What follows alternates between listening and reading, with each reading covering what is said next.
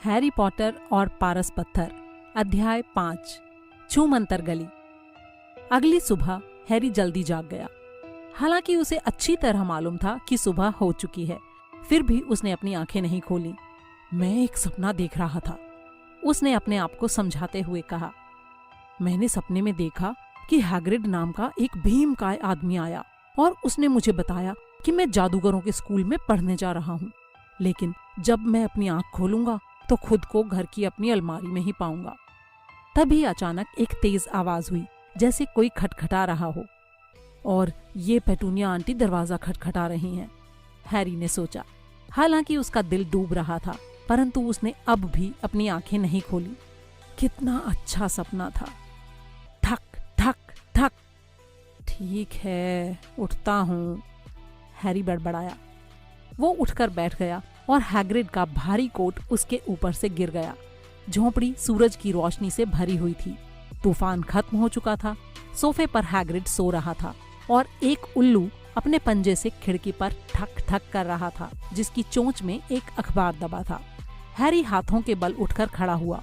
वो इतना खुश था मानो उसके अंदर कोई बड़ा गुब्बारा फूल रहा हो। वो सीधा खिड़की तक गया और झटके से उसे खोल दिया। उल्लू झपट कर अंदर आया और उसने हैग्रिड के ऊपर अखबार गिरा दिया, लेकिन हैग्रिड जागा नहीं। उल्लू फर्श पर मंडराने लगा और हैग्रिड के कोट पर हमला करने लगा। ऐसा मत करो। हैरी ने उल्लू को वहां से भगाने की कोशिश की, परंतु उल्लू ने उस पर तेजी से अपनी चोंच मारी और एक बार फिर से कोट पर हमला करने लगा। हैग्रिड, एक उल्लू है, हैरी ने जोर से कहा। उसे पैसे दे दो। हैग्रिड सोफे पर पड़े पड़े ही घुरघुराया। क्या? अरे वो अखबार पहुंचाने के बदले में पैसे चाहता है। जेबों में देखो। हैग्रिड के कोट में जैसे जेबों के सिवाय और कुछ था ही नहीं। चाबियों के गुच्छे, घोंगे के गोले, धागे की गिट्टियां, पिपरमेंट कैंडी, टी बैग्स और न जाने क्या क्या।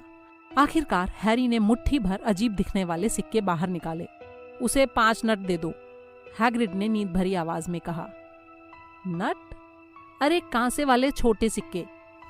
हैरी ने कांसे के 5 छोटे सिक्के गिने और उल्लू ने अपना पैर बाहर कर दिया ताकि हैरी उन सिक्कों को एक छोटी सी चमड़े की थैली में रख सके जो उसके पैर में बंधी थी। फिर उल्लू खुली खिड़की से बाहर उड़ गया। हैग्रिड तेज आवाज में जम्हाई लेते हुए खड़ा हुआ और अंगड़ाई लेने लगा। बेहतर होगा कि हम जल्दी चल दें हैरी, आज बहुत काम करना है। लंदन जाना है और तुम्हारे स्कूल का सब सामान खरीदना है। हैरी जादूगरों के सिक्कों को उलट पलट रहा था और उन्हें ध्यान से देख रहा था।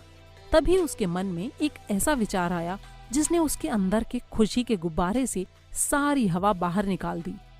अरे हैग्रिड! क्या? अपने भारी भरकम जूते पहनते हुए हैग्रिड बोला। मेरे पास पैसे तो हैं ही नहीं, और आपने वर्नॉन अंकल की बात तो रात को ही सुन ली थी। वे मुझे हॉगवर्ट्स जाने और जादू सीखने के लिए एक भी पैसा नहीं देंगे। उसकी चिंता मत करो, हैग्रिड ने खड़े होकर अपना सिर खुजाते हुए कहा।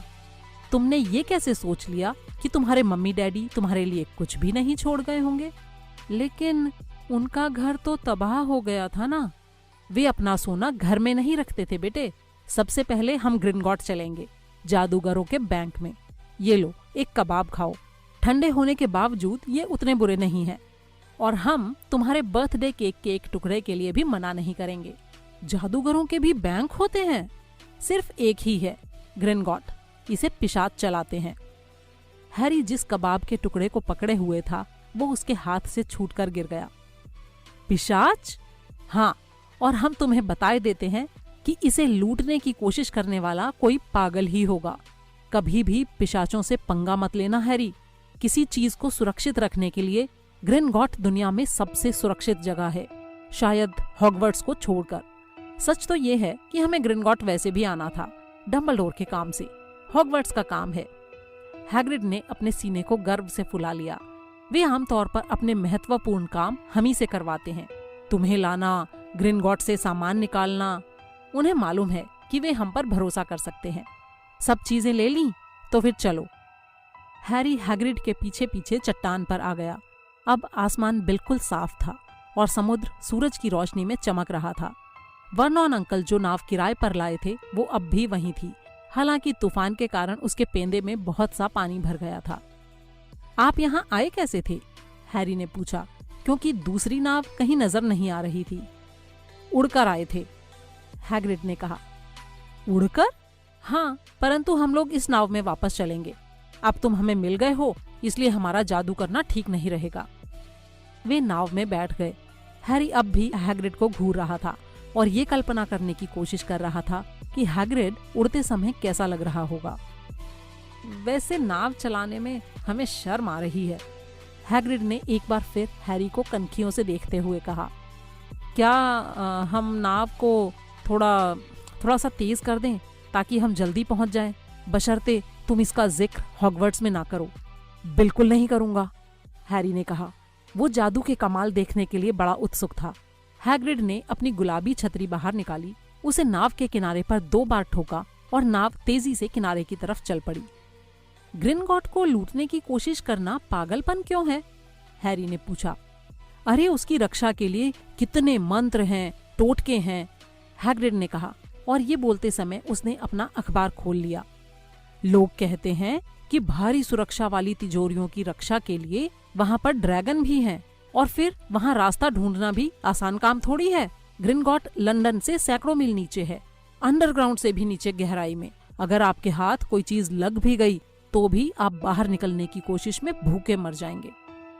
जब हैग्रिड अपना अखबार दैनिक जादूगर पढ़ रहा था तो हैरी बैठा बैठा इस बारे में सोचता रहा। हैरी ने वर्नोन अंकल से सीखा था कि जब लोग अखबार पढ़ते हैं तो उनसे बात नहीं करनी चाहिए, लेकिन चुप रहना बहुत मुश्किल था। जिंदगी में कभी उसके दिमाग में इतने सारे सवाल एक साथ नहीं आए थे। जादू का मंत्रालय हमेशा की तरह गड़बड़ काम कर रहा है। हैग्रिड पेज पलटते हुए बुदबुदाया, क्या जादू का भी मंत्रालय होता है? हैरी अपने आप को रोक पाए इससे पहले ही उसके मुंह से निकल गया। हाँ, हैग्रिड ने कहा, सब चाहते थे कि डंबलडोर मंत्री बन जाए, पर वो हॉगवर्ट्स छोड़ने को तैयार नहीं थे, इसलिए बूढ़े कॉर्नेलियस फज को मंत्री बना दिया गया। दुनिया में उससे बड़ा अनाड़ी नहीं मिलेगा। वो हर रोज डंबलडोर के पास ढेर सारे उल्लुओं की फौज भेज देता है उनसे सलाह मांगने के लिए। परंतु जादू का मंत्रालय करता क्या है? उनका मुख्य काम ये देखना है कि मगलुओं को ये पता न चले कि देश में जादूगर और जादूगरनियां भी रहते हैं। क्यों? हे भगवान! हैरी, हर आदमी चाहेगा कि उसकी समस्या जादू से सुलझ जाए। नहीं बाबा, हम इन झंझटों से दूर ही भले हैं। इसी पल नाव बंदरगाह की दीवार से धीमे से टकराई। हैग्रिड ने अखबार मोड़ा और वे पत्थर की सीढ़ियों से चढ़कर सड़क पर पहुंच गए। जब वे छोटे से कस्बे से होते हुए स्टेशन की तरफ बढ़े तो आसपास से गुजरने वाले लोग उन्हें बुरी तरह से घूर रहे थे। हैरी उन्हें दोष नहीं दे सकता था। न सिर्फ हैग्रिड औरों से दुगना लंबा था, बल्कि वो पार्किंग मीटर जैसी साधारण चीजों को देख देख कर उनकी तरफ इशारा कर रहा था और जोर से चिल्ला रहा था, देखो हैरी, देखो, इन मगलुओं के दिमाग में भी कहां-कहां के विचार आ जाते हैं। हैग्रिड, हैरी ने हांफते हुए कहा, क्योंकि हैग्रिड के साथ चलने के लिए उसे भागना पड़ रहा था। क्या सचमुच ग्रिंगॉट में ड्रैगन है? हमने सुना है, हैग्रिड बोला। सच कहें तो हम भी ड्रैगन पालना चाहते हैं। आप ड्रैगन पालना चाहते हैं? जब हम बच्चे थे तभी से हमारे मन में ये इच्छा है। लो, हम आ गए। वे लोग स्टेशन पहुंच गए थे। 5 मिनट बाद एक ट्रेन लंदन जाने वाली थी। हैग्रिड को मगलुओं के पैसे की समझ नहीं थी, इसलिए उसने हैरी को नोट दे दिए ताकि वो उनके लिए टिकट खरीद ले। ट्रेन में लोग उनकी तरफ और भी ज्यादा घूर रहे थे। हैग्रिड 2 सीटों पर बैठा था और पीले गोल तंबू जैसी कोई चीज बुन रहा था। तुम्हारे पास तुम्हारी चिट्ठी है ना हैरी? उसने फंदे गिनते हुए पूछा। हैरी ने लिफाफे को अपनी जेब से बाहर निकाला। ठीक है, हैग्रिड ने कहा, इसमें वो सारा सामान लिखा है जिसकी तुम्हें जरूरत है। हैरी ने कागज के दूसरे टुकड़े को खोलकर देखा, जिसे उसने पिछली रात को नहीं पढ़ा था। इसमें लिखा था, हॉगवर्ट्स जादूगरी और तंत्र का विद्यालय, यूनिफॉर्म। फर्स्ट ईयर के बच्चों को इन चीजों की जरूरत होगी। 3 जोड़ी काम करने के सादे काले दुशाले, 1 सादी नुकीली टोपी काली दिन में पहनने के लिए, 1 जोड़ी सुरक्षा दस्ताने ड्रैगन के चमड़े के या इससे मिलते जुलते, 1 चोगा जाड़े में पहनने के लिए काला सफेद डोरी वाला। कृपया ध्यान रखें कि सभी विद्यार्थियों के कपड़ों पर उनके नाम के टैग लगे होने चाहिए। कोर्स की किताबें, सभी विद्यार्थियों को नीचे लिखी किताबों की एक प्रति लानी होगी। मंत्रों की शुरुआती किताब भाग 1 मिरांडा गॉशॉक, जादू का इतिहास बथेल्डा बैगशॉट, जादुई किताब एडलबर्ट वैफलिंग, रूप परिवर्तन की शुरुआती किताब एमरिक स्विच, 1000 जड़ी बूटियां और फफूंदियां फिलिडा स्पोर, जादुई काढ़े आर्सेनियस जिगर, विचित्र जानवर और उन्हें कहाँ ढूंढा जाए न्यूट स्कैमेंडर, गुप्त कलाओं से रक्षा क्वेंटिन ट्रिम्बल। अन्य सामग्री: एक जादुई छड़ी, एक कड़ाही जस्ते की स्टैंडर्ड साइज 2, एक जोड़ी कांच या स्फटिक की शीशियां, एक दूरबीन, एक जोड़ी पीतल के तराजू। विद्यार्थी चाहें तो उल्लू या बिल्ली या मेंढक भी ला सकते हैं। विद्यार्थियों के माता पिता ध्यान रखें कि फर्स्ट ईयर के बच्चों को जादुई झाड़ू लाने की इजाजत नहीं है। क्या ये सब सामान हमें लंदन में मिल जाएगा? हैरी ने हैरान होकर जोर से पूछा। हाँ, बस आपको सही जगह मालूम होनी चाहिए, हैग्रिड ने कहा। हैरी इससे पहले कभी लंदन नहीं आया था। हालांकि हैग्रिड को मालूम था कि उसे कहाँ जाना है, परंतु जाहिर था उसे आम तरीके से जाने की आदत नहीं थी। वो प्लेटफॉर्म पर टिकट बैरियर में फंस गया और हल्ला मचाने लगा कि मगलुओं की सीटें बहुत छोटी होती हैं और उनकी ट्रेनें बहुत धीमे चलती हैं। पता नहीं जादू के बिना मगलुओं का काम कैसे चलता है, ये उसने तब कहा जब वे टूटी फूटी ऑटोमेटिक सीढ़ी पर चढ़े जो उन्हें एक भीड़ भरी सड़क पर ले गई जिसके दोनों तरफ दुकानें बनी थीं। हैग्रिड इतना लंबा चौड़ा था कि उसे देखते ही भीड़ छट जाती थी। हैरी को बस इतना करना था कि वो उसके ठीक पीछे चले। वे किताबों की दुकानों, म्यूजिक स्टोर्स, हैमबर्गर बार और सिनेमा घर के पास से गुजरे, लेकिन एक भी दुकान ऐसी नहीं दिख रही थी जिसे देखकर लगे कि वहाँ कोई जादुई छड़ी मिल सकती है। ये सामान्य लोगों से भरी एक सामान्य सड़क थी। क्या सचमुच जादूगरों का ढेर सारा सोना उसके नीचे मीलों गहराई में दबा हुआ था? क्या सचमुच ऐसी दुकानें थीं जहां मंत्रों की किताबें और जादुई झाड़ुएं मिलती थीं? कहीं डर्सली परिवार ने उसके साथ कोई भयानक मजाक तो नहीं किया? अगर हैरी को ये पता न होता कि डर्सली परिवार को मजाक करना नहीं आता, तो वो ऐसा जरूर सोच सकता था। हालांकि हैग्रिड ने जो कुछ बताया था वो सब कल्पना से परे था, फिर भी हैरी को न जाने क्यों उसकी बात पर यकीन था। हैग्रिड ने रुकते हुए कहा, ये रही रिश्ती कढ़ाई। ये एक मशहूर जगह है। रिश्ती कढ़ाई एक छोटा और गंदा सा बियर बार था। अगर हैग्रिड ने उसकी तरफ इशारा न किया होता तो हैरी उसे देख भी नहीं पाता। आसपास से तेजी से गुजरते हुए लोग उसकी तरफ नहीं देख रहे थे। उनकी निगाहें तो इस तरफ की किताबों की बड़ी दुकान से उस तरफ की रिकॉर्ड शॉप तक सीधी जा रही थी, जैसे उन्हें रिश्ती कढ़ाई नजर ही नहीं आ रही हो। दरअसल हैरी को ये अजीब सा एहसास हो रहा था कि ये सिर्फ उसे और हैग्रिड को ही दिख रही थी। इससे पहले कि वो ये बात कह पाता, हैग्रिड उसे खींचकर अंदर ले गया। मशहूर जगह के हिसाब से यहाँ कुछ ज्यादा ही अंधेरा और गंदगी थी। कुछ बूढ़ी महिलाएं एक कोने में बैठकर छोटे गिलासों में शैरी पी रही थी।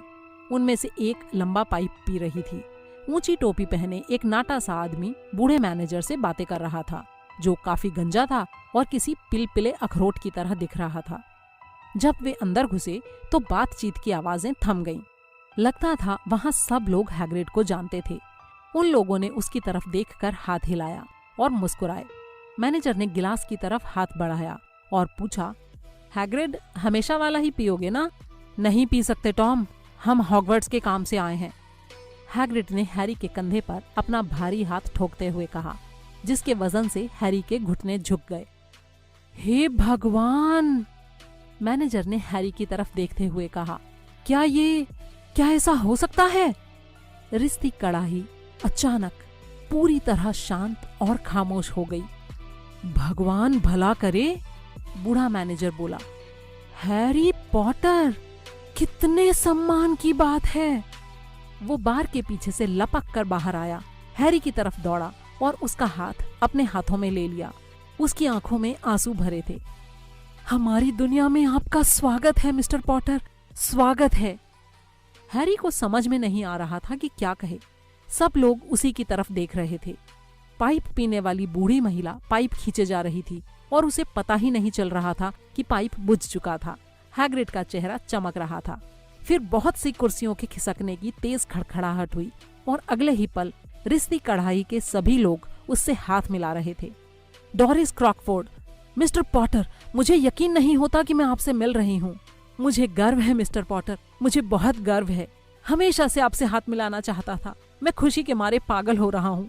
मैं बता नहीं सकता मिस्टर पॉटर कि आपसे मिलकर कितनी खुशी हुई। मेरा नाम डिगल है, डिडोलस डिगल।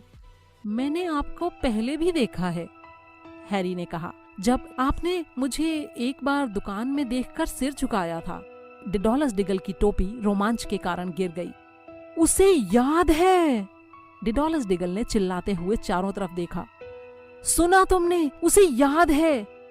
हैरी ने बार बार हाथ मिलाए। डोरिस क्रॉकफोर्ड हाथ मिलाने के लिए बार बार आती रही। एक पीला सा युवक रास्ता बनाते हुए आगे आया। वो बहुत घबराया हुआ दिख रहा था। उसकी एक आंख फड़क रही थी। प्रोफेसर क्विरल, हैग्रिड ने कहा। हैरी, प्रोफेसर क्विरल हॉगवर्ट्स में तुम्हारे टीचर होंगे। पॉटर, प्रोफेसर क्विरल ने हकलाते हुए कहा और उन्होंने हैरी का हाथ कसकर पकड़ लिया। बता नहीं सकता मैं आपसे मिलकर कितना खुश हूँ। आप किस तरह का जादू सिखाते हैं प्रोफेसर क्विरल? गुप्त कलाओं से रक्षा, प्रोफेसर क्विरल ने फुसफुसाते हुए कहा, जैसे इस बारे में वे सोचना नहीं चाहते हों। वैसे तुम्हें इसे सीखने की क्या जरूरत है ना पॉटर? वे घबराहट में हंसे। मुझे लगता है तुम अपना सामान लेने के लिए आए होंगे। मुझे भी खून चूसने वाले भूतों पर एक नई किताब खरीदना है। वे इस विचार से ही आतंकित दिख रहे थे, परंतु दूसरे लोग ये सहन नहीं कर पा रहे थे कि प्रोफेसर क्विरल हैरी पर कब्जा किए रहें। उन सब से पीछा छुड़ाने में लगभग 10 मिनट लग गए। आखिरकार हैग्रिड ने अपनी आवाज शोरगुल से ऊंची करने में सफलता पाई। अब चलना चाहिए, बहुत सारा सामान खरीदना है। चलो हैरी। डोरिस क्रॉकफोर्ड ने हैरी से आखिरी बार हाथ मिलाया और हैग्रिड हैरी को बार के अंदर ले गया। अंदर दीवारों से घिरा एक छोटा सा अहाता था, जहां एक कूड़ेदान और कुछ जंगली पौधों के सिवाय कुछ भी नहीं था। हैग्रिड ने हैरी की तरफ देखकर दांत दिखाए। हमने तुमसे कहा था ना कि तुम मशहूर हो। यहाँ तक कि प्रोफेसर क्विरल भी तुमसे हाथ मिलाते समय कांप रहे थे। वैसे ये जान लो कि वो हमेशा कांपते ही रहते हैं। क्या वे हमेशा इतने ही घबराए रहते हैं? हाँ, बेचारे, बहुत तेज दिमाग था उनका। जब तक वे किताबों से पढ़ते रहे तब तक बिल्कुल ठीक ठाक थे, परंतु फिर उन्होंने असली अनुभव लेने के लिए 1 साल की छुट्टी ली।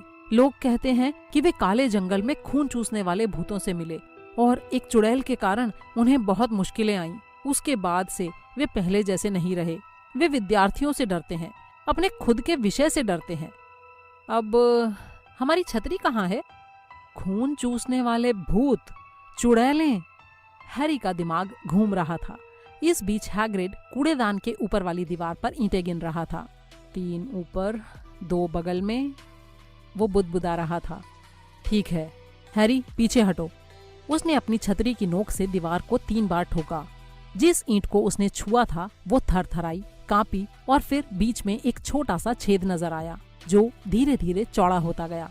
1 सेकंड बाद उन्हें एक मेहराबदार रास्ता दिखा जो इतना बड़ा था कि हैग्रिड भी उसमें आराम से जा सकता था। इस मेहराबदार रास्ते के उस पार पैबंद लगी सड़क थी जो घुमावदार थी और आगे जाकर मोड़ पर गुम हो जाती थी। छूमंतर गली में तुम्हारा स्वागत है, हैग्रिड ने कहा।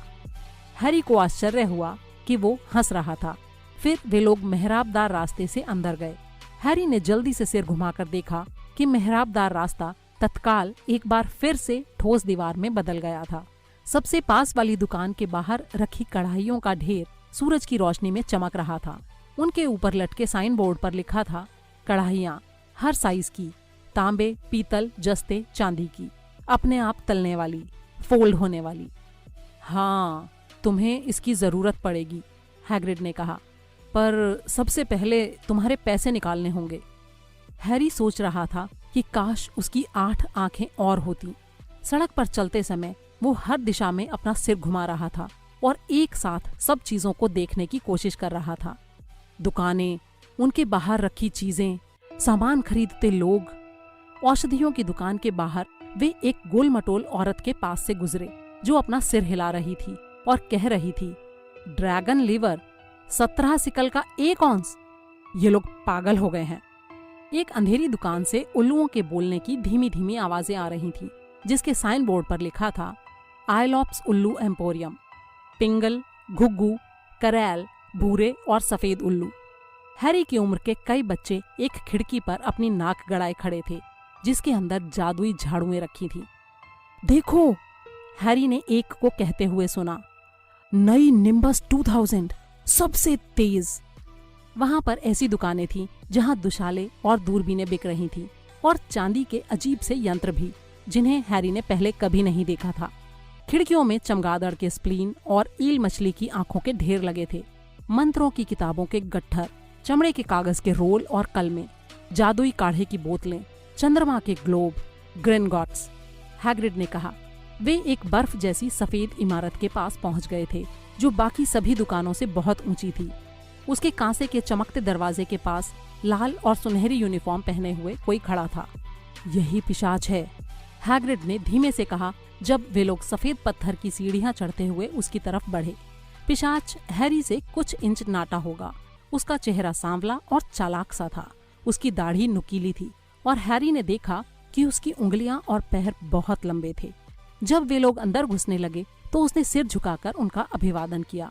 अब उनके सामने एक और दरवाजा था जो चांदी का था और उस पर ये शब्द लिखे थे, अंदर आइए अजनबी, परंतु ध्यान रखिए आप, लालच होता है महापाप, क्योंकि वे लोग जो योग्य नहीं होते फिर भी हैं लेते, वे वक्त आने पर उसकी बहुत बड़ी कीमत है देते। इसलिए अगर आप खोज रहे हो हमारे फर्श के नीचे वो खजाना जो आपका नहीं है, न आगे न पीछे, तो चोर महाशय आपको चेतावनी दे दी गई है, रहना सावधान। आपको खजाना ही नहीं कुछ और भी मिलेगा, इसका रखना ध्यान। जैसा हमने कहा था, इसे लूटने की कोशिश करना पागलपन होगा, हैग्रिड ने कहा। जब वे चांदी के दरवाजे से अंदर जा रहे थे तो पिशाचों की एक जोड़ी ने उन्हें सलाम किया और अब वे संगमरमर के एक बड़े हॉल में थे। 100 से भी अधिक पिशाच एक लंबे काउंटर के पीछे ऊंचे स्टूलों पर बैठकर मोटे मोटे लेजरों में कुछ लिख रहे थे। पीतल की तराजुओं में सिक्के तौल रहे थे। आंखों पर लेंस लगाकर कीमती रत्नों की जांच कर रहे थे। हॉल से बाहर जाने वाले दरवाजे इतने सारे थे कि उन्हें गिना भी नहीं जा सकता था। बहुत से पिशाच वहां पर खड़े थे और दरवाजों से आने जाने में लोगों की मदद कर रहे थे। हैग्रिड और हैरी काउंटर की तरफ बढ़ गए। गुड मॉर्निंग, हैग्रिड ने एक खाली बैठे पिशाच से कहा। हम लोग मिस्टर हैरी पॉटर की तिजोरी से पैसे निकालना चाहते हैं। आपके पास उनकी चाबी है सर? यहीं कहीं पर होगी, हैग्रिड ने कहा और फिर वो अपनी जेब का सामान काउंटर पर खाली करने लगा। ऐसा करते समय कुत्ते के फफूंद लगे कुछ बिस्किट पिशाच के रजिस्टर पर गिर गए। पिशाच ने अपनी नाक सिकोड़ी। हैरी ने देखा कि उसकी दाईं तरफ बैठा पिशाच मानिकों का ढेर तौल रहा था, जो दहकते हुए अंगारों जितने बड़े थे। मिल गई, हैग्रिड ने कहा। उसके हाथ में एक छोटी सुनहरी चाबी थी। पिशाच ने उसे करीब ले जाकर ध्यान से देखा। ये ठीक दिख रही है और हम प्रोफेसर डम्बलडोर की चिट्ठी भी लाए हैं, हैग्रिड ने अपने आप को महत्वपूर्ण दिखाते हुए और अपना सीना बाहर निकालते हुए कहा। ये उसके बारे में है जिसे आप जानते हैं, तिजोरी नंबर 713। पिशाच ने उस पत्र को बहुत ध्यान से पढ़ा। बहुत अच्छा, उसने हैग्रिड को पत्र वापस करते हुए कहा। मैं आपके साथ किसी को भेज देता हूँ जो आपको इन दोनों तिजोरियों तक ले जाएगा। ग्रिपहुक। ग्रिपहुक एक और पिशाच था।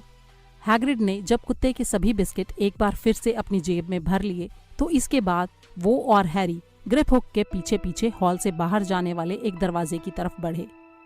तिजोरी नंबर 713 में वो चीज क्या है जिसे आप जानते हैं? हैरी ने पूछा। तुम्हें नहीं बता सकते, हैग्रिड ने रहस्य भरी आवाज में कहा। एकदम खुफिया है, हॉगवर्ट्स का काम है। डम्बलडोर ने हम पर भरोसा किया है। तुम्हें बताने का मतलब है अपनी नौकरी गंवाना। ग्रिपहुक ने उनके लिए दरवाजा खोला। हैरी उम्मीद कर रहा था कि यहाँ भी संगमरमर का फर्श होगा, परंतु उसे हैरानी हुई। वे लोग पत्थर के एक संकरे गलियारे में थे जिसमें जलती मशालों से रोशनी हो रही थी। गलियारे में नीचे की तरफ सीधी ढलान थी और फर्श पर छोटी पटरियां बिछी थीं। ग्रिपहुक ने सीटी बजाई और एक छोटी सी गाड़ी पटरियों पर धड़धड़ाती हुई उनकी तरफ आ गई। वे उसमें चढ़ गए। हैग्रिड थोड़ी दिक्कत से चढ़ पाया और वे चल दिए। पहले तो वे सिर्फ घुमावदार गलियारों की भूल भुलैया में ही इधर से उधर घूमते रहे। हैरी ने रास्ता याद करने की कोशिश की। बाएं, दाएं, दाएं, बाएं, बीच वाला रास्ता, दाएं, बाएं, परंतु याद रख पाना असंभव था। धड़धड़ाती हुई गाड़ी को रास्ता मालूम था, क्योंकि ग्रेपहुक गाड़ी नहीं चला रहा था, वो अपने आप चल रही थी। हैरी की आंखें दुखने लगीं, क्योंकि उसके मुंह पर ठंडी हवा के थपेड़े सीधे पड़ रहे थे। फिर भी वो आंखें फाड़कर देखता रहा। एक बार तो उसे लगा जैसे गलियारे के मोड़ पर उसे आग का गोला दिखाई दिया, और वो देखने के लिए मुड़ा कि क्या ये ड्रैगन था, परंतु बहुत देर हो चुकी थी। वे लोग और गहराई में उतरते चले गए। जमीन के अंदर बनी एक झील के पास से गुजरे, जहाँ स्टैलेक्टाइट यानी छत से लटकते चूने के खंभे और स्टैलेग्माइट यानी फर्श से ऊपर जाते चूने के खंभे मौजूद थे। गाड़ी के शोरगुल से अधिक तेज आवाज में बोलते हुए हैरी ने हैग्रिड से पूछा, मैं नहीं जानता कि स्टैलेग्माइट और स्टैलेक्टाइट में क्या अंतर होता है। स्टैलेग्माइट में एम होता है, हैग्रिड ने कहा, और हमसे इस समय कोई सवाल मत पूछो, हमें लगता है हमारी तबीयत खराब हो रही है। हैग्रिड का चेहरा फक पड़ गया था, और जब गाड़ी आखिरकार गलियारे की दीवार में एक छोटे से दरवाजे के पास रुकी तो हैग्रिड नीचे उतरा। उसके घुटने इतने कांप रहे थे कि उसे दीवार का सहारा लेना पड़ा। ग्रेपहुक ने दरवाजे का ताला खोला। अंदर से काफी सारा हरा धुआं तैरता हुआ निकला, और जब वो साफ हुआ तो हैरी का मुंह खुला रह गया। अंदर सोने के सिक्कों का ढेर लगा था, चांदी का अंबार लगा था, छोटे कांसे के नट तो अनगिनत थे। ये सब तुम्हारा है हैरी, हैग्रिड ने मुस्कुराते हुए कहा। ये सब हैरी का था? उसे विश्वास नहीं हो रहा था। डर्सली परिवार को इस बारे में पता नहीं था, वरना उन्होंने चुटकियों में ये सब हथिया लिया होता। वे हैरी को हमेशा ताना देते रहते थे कि उसको पालने में कितना खर्च करना पड़ता था, और इस पूरे समय उसके नाम का ये छोटा सा खजाना लंदन के नीचे गहराई में दबा हुआ था। हैग्रिड ने इनमें से कुछ सिक्कों को बैग में भरने में हैरी की मदद की। सोने के सिक्कों को गैलियन कहते हैं, उसने समझाया। एक गैलियन में 17 चांदी के सिक्कल होते हैं और एक सिक्कल में 29 नट होते हैं। ये बहुत ही आसान है। ठीक है, इतना 2 साल के लिए काफी होगा, हम बाकी पैसे तुम्हारे भविष्य के लिए बचा कर रखेंगे। फिर वो ग्रेपहुक की तरफ मुड़ा। और अब तिजोरी नंबर 713, और मेहरबानी करके क्या हम थोड़ा धीमे चल सकते हैं? गाड़ी एक ही स्पीड से चलती है, ग्रेपहुक ने कहा। वे लोग अब और भी गहराई में जा रहे थे और उनकी गाड़ी रफ्तार पकड़ रही थी। जब वे संकरे मोड़ पर मुड़कर धड़धड़ाते हुए आगे बढ़े तो हवा बहुत ठंडी हो गई। अब वे एक अंडरग्राउंड दर्रे के ऊपर से तेजी से गुजर रहे थे, और हैरी ने गाड़ी के किनारे से झांक कर देखने की कोशिश की कि अंधेरी तलहटी में क्या था, लेकिन हैग्रिड ने करहाते हुए उसकी गर्दन पकड़कर उसे पीछे खींच लिया। तिजोरी नंबर 713 में चाबी लगाने का कोई छेद नहीं था। पीछे खड़े रहो, ग्रेपहुक ने रौब झाड़ते हुए कहा।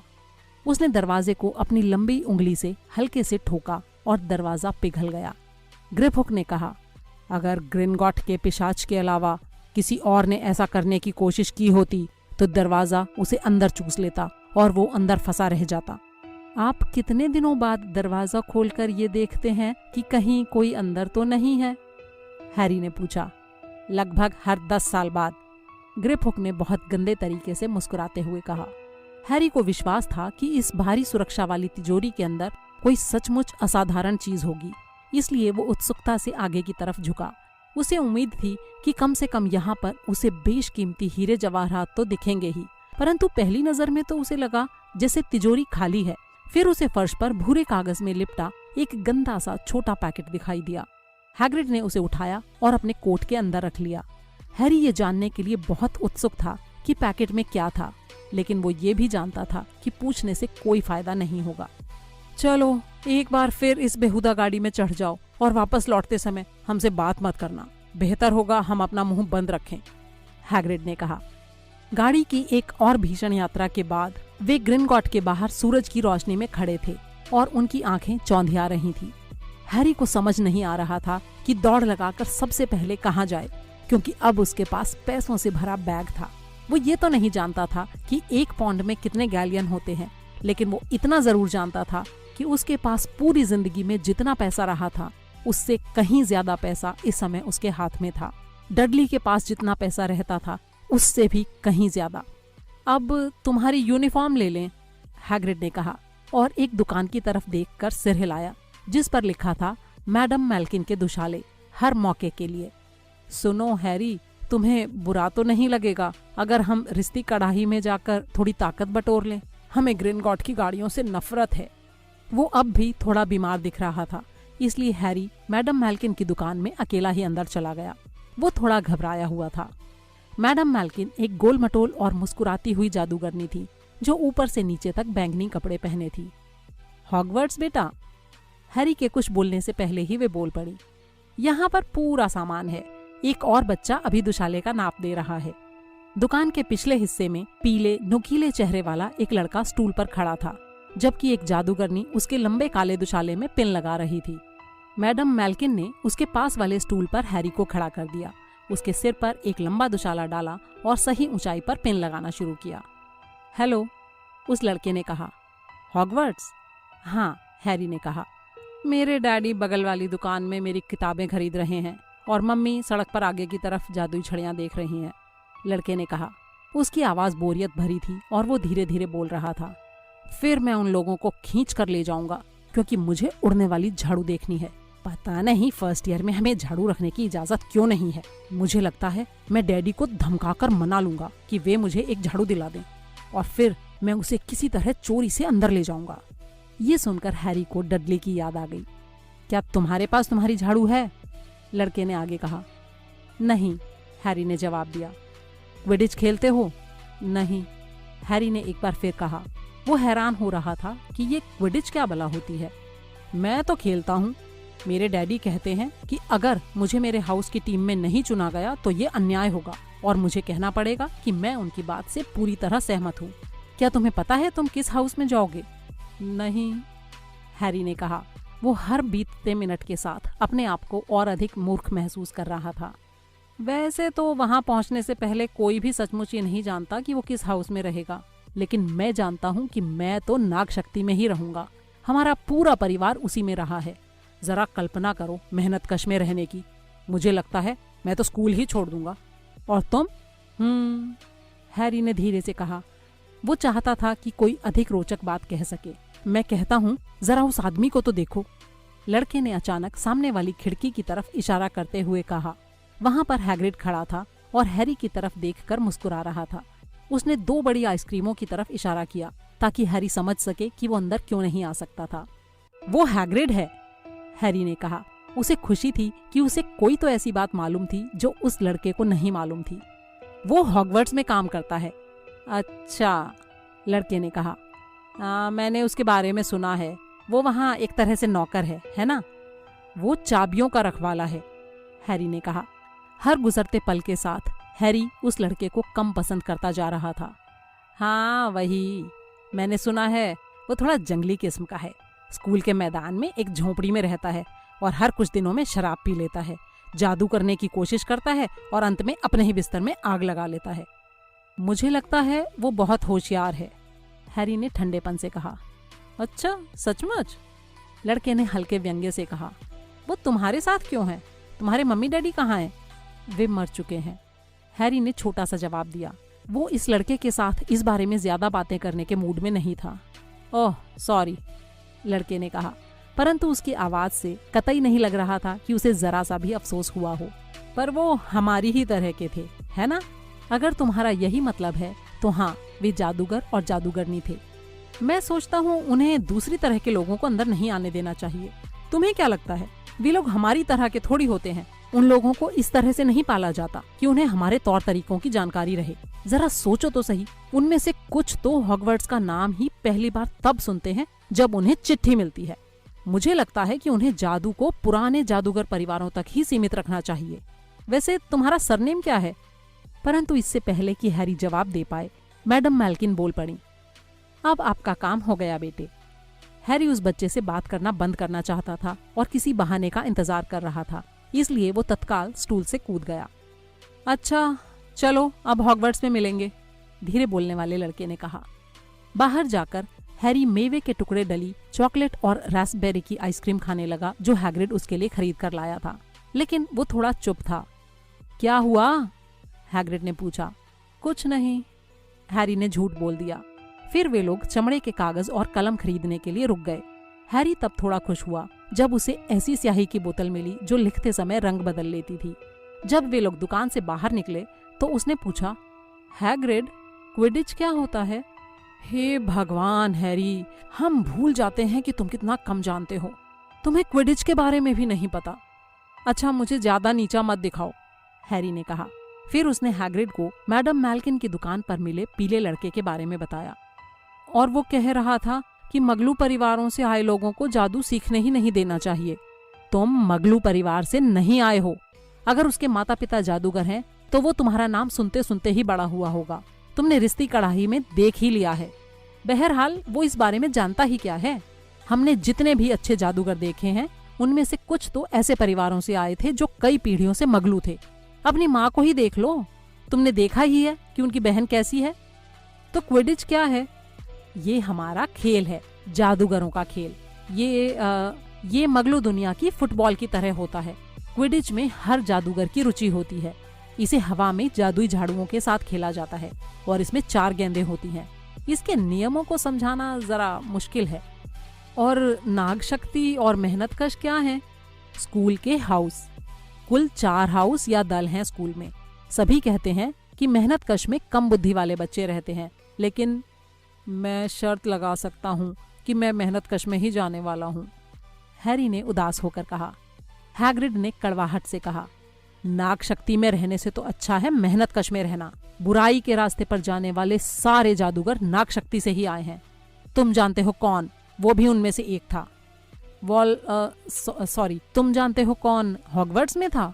बहुत साल पहले, हैग्रिड ने कहा। उन्होंने हैरी की स्कूल की किताबें जिस दुकान से खरीदी उसका नाम था फ्लरिश एंड ब्लॉट्स। यहाँ किताबें शेल्फ पर छत तक लगी थीं। कुछ किताबें तो इतनी बड़ी थीं जैसे चट्टानों को चमड़े में बांध दिया गया हो। कुछ किताबें डाक टिकट के आकार की थीं और उन पर रेशम का कवर था। कुछ किताबों में अजीब से निशान बने हुए थे और कुछ तो ऐसी थीं जिनमें कुछ भी नहीं था। डडली भी, जो कभी कुछ नहीं पढ़ता था, इनमें से कुछ किताबों को खरीदने के लिए ललचा जाता। हैग्रिड हैरी को लगभग खींचकर एक किताब से दूर ले गया जिसका शीर्षक था श्राप और उनसे मुकाबला करने वाले श्राप। अपने मित्रों को आकर्षित करें और अपने शत्रुओं से नवीनतम तरीकों से बदला लें। बाल उड़ाना, पैर का मुरब्बा बनाना, जीभ बांधना और भी बहुत कुछ। लेखक प्रोफेसर विंडिक्टस विरिडियन। मैं ये जानने की कोशिश कर रहा था कि डडली को कौन सा श्राप दिया जाए। हम ये नहीं कहते कि ये बुरा विचार है, लेकिन तुम मगलू दुनिया में जादू का प्रयोग नहीं कर सकते सिवाय कुछ खास स्थितियों के, हैग्रिड ने कहा। और वैसे भी तुम अभी इसमें से कोई श्राप नहीं दे सकते। पढ़ाई करने के बाद ही तुम ऐसा कर सकते हो।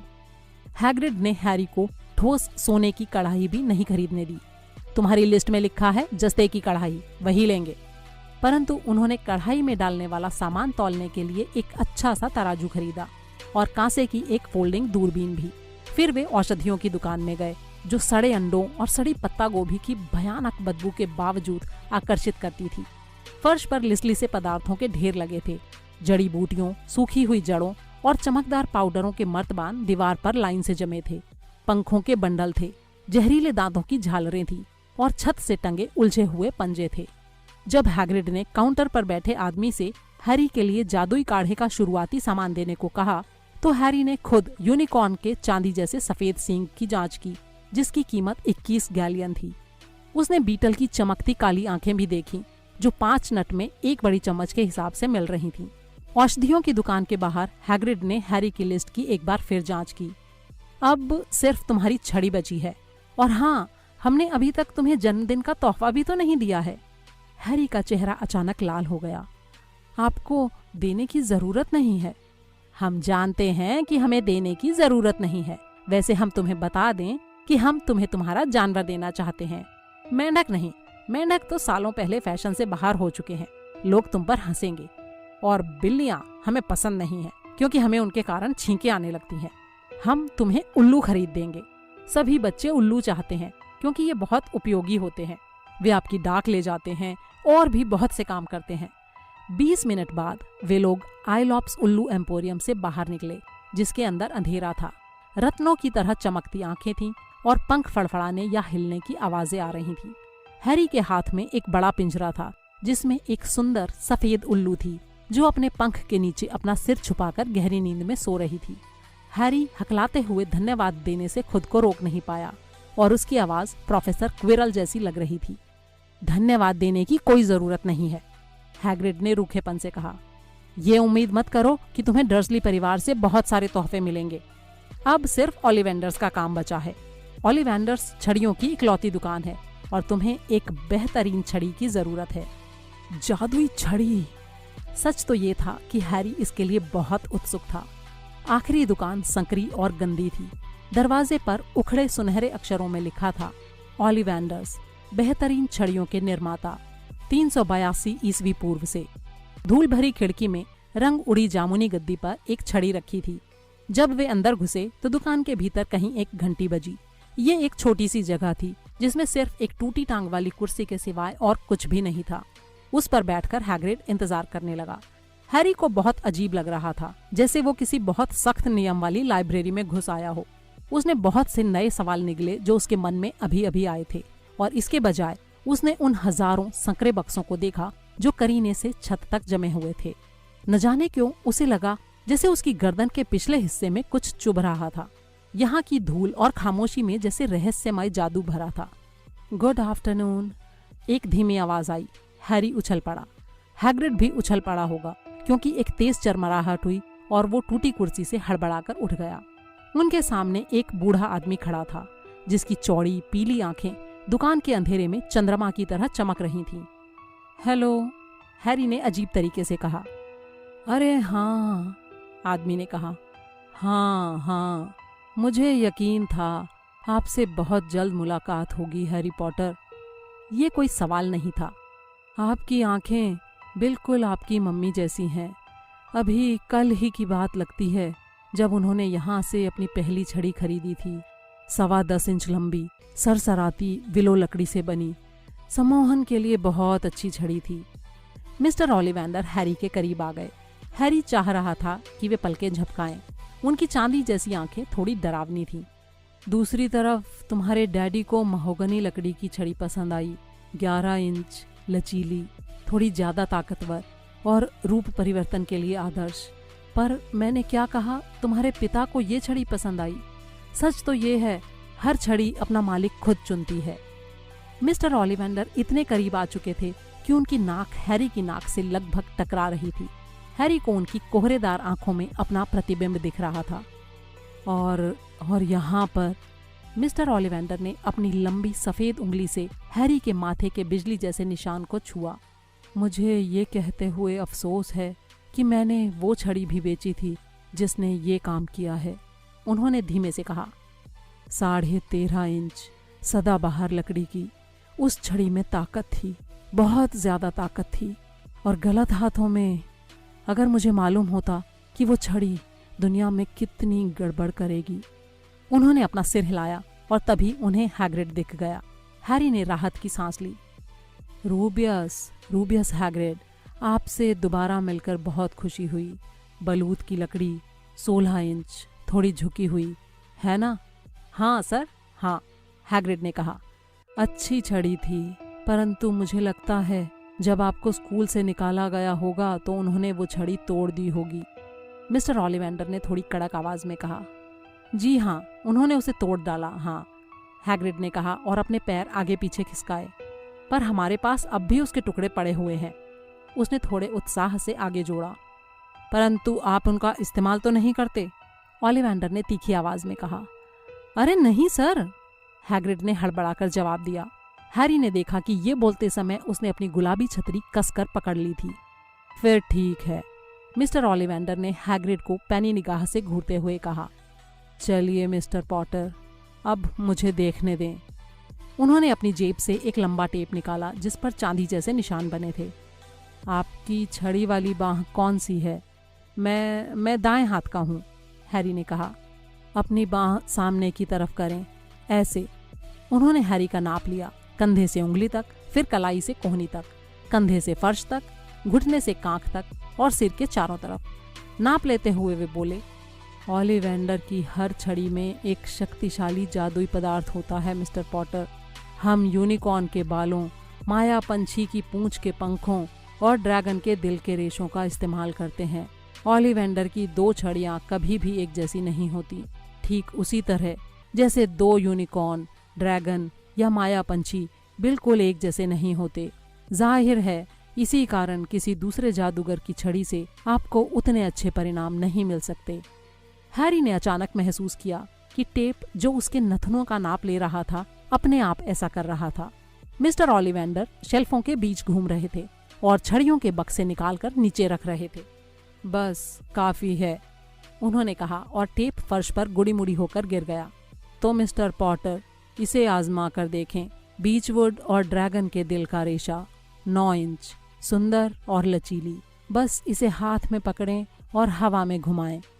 हैरी ने छड़ी ली और थोड़ा मूर्ख अनुभव करते हुए उसने इसे जरा सा ही लहराया था कि तभी मिस्टर ओलिवेंडर ने तत्काल उसके हाथ से छड़ी छीन ली। मेपल की लकड़ी और माया पंछी का पंख, 7 इंच, बहुत लचीली। इसे घुमाकर देखें। हैरी ने कोशिश की, परंतु उसने छड़ी उठाई ही थी कि तभी मिस्टर ओलिवेंडर ने उसके हाथ से वो छड़ी भी छीन ली। नहीं नहीं, अब इसे देखिए। तेंदू की लकड़ी और यूनिकॉर्न का बाल, 8.5 इंच, लचकदार। चलिए चलिए, अब घुमाइए इसे। हैरी ने छड़ी घुमाई और वो एक के बाद एक छड़ियां घुमाता रहा। उसे जरा भी नहीं पता था कि मिस्टर ओलिवेंडर किस चीज का इंतजार कर रहे थे। टूटी टांग वाली कुर्सी पर उन छड़ियों का ढेर ऊंचा होता जा रहा था जिन्हें वो घुमाकर देख चुका था, परंतु मिस्टर ओलिवेंडर शेल्फ से जितनी ज्यादा छड़ियां निकाल रहे थे उतने ही ज्यादा खुश होते जा रहे थे। मुश्किल ग्राहक, ऐसा क्या? कोई बात नहीं, हमें यहीं कहीं आदर्श तालमेल मिल ही जाएगा। मुझे लगता है शायद ये, हाँ क्यों नहीं, असामान्य तालमेल, शूल पड़ने की लकड़ी और माया पंछी का पंख, 11 इंच, सुंदर और लचीली। हैरी ने छड़ी हाथ में ली। उसे पकड़ते ही हैरी को लगा जैसे उसकी उंगलियां गर्म हो गई थीं। उसने छड़ी को अपने सिर के ऊपर उठाया और धूल भरी हवा में नीचे की तरफ झटके से लेकर आया। छड़ी के सिरे से किसी आतिशबाजी की तरह लाल और सुनहरी चिंगारियां निकली और दीवारों पर रोशनी नाचती दिखाई दी। शाबाश, हाँ सचमुच बहुत बढ़िया। पर पर पर पर कितनी अजीब बात है, बड़ी अजीब बात है। उन्होंने हैरी की छड़ी बक्से में रखकर भूरे कागज में लपेट दी। वे अब भी बुदबुदा रहे थे। अजीब बात है, अजीब बात है। माफ कीजिए, पर क्या अजीब है? हैरी ने पूछा। मिस्टर ओलिवेंडर ने अपनी पीली नजरों से हैरी को घूरा। मुझे हर वो छड़ी याद है जो मैंने बेची है मिस्टर पॉटर, हर छड़ी। बात यह है कि उस माया पंछी ने, जिसकी पूंछ का पंख आपकी छड़ी में है, एक और पंख दिया था, सिर्फ एक और।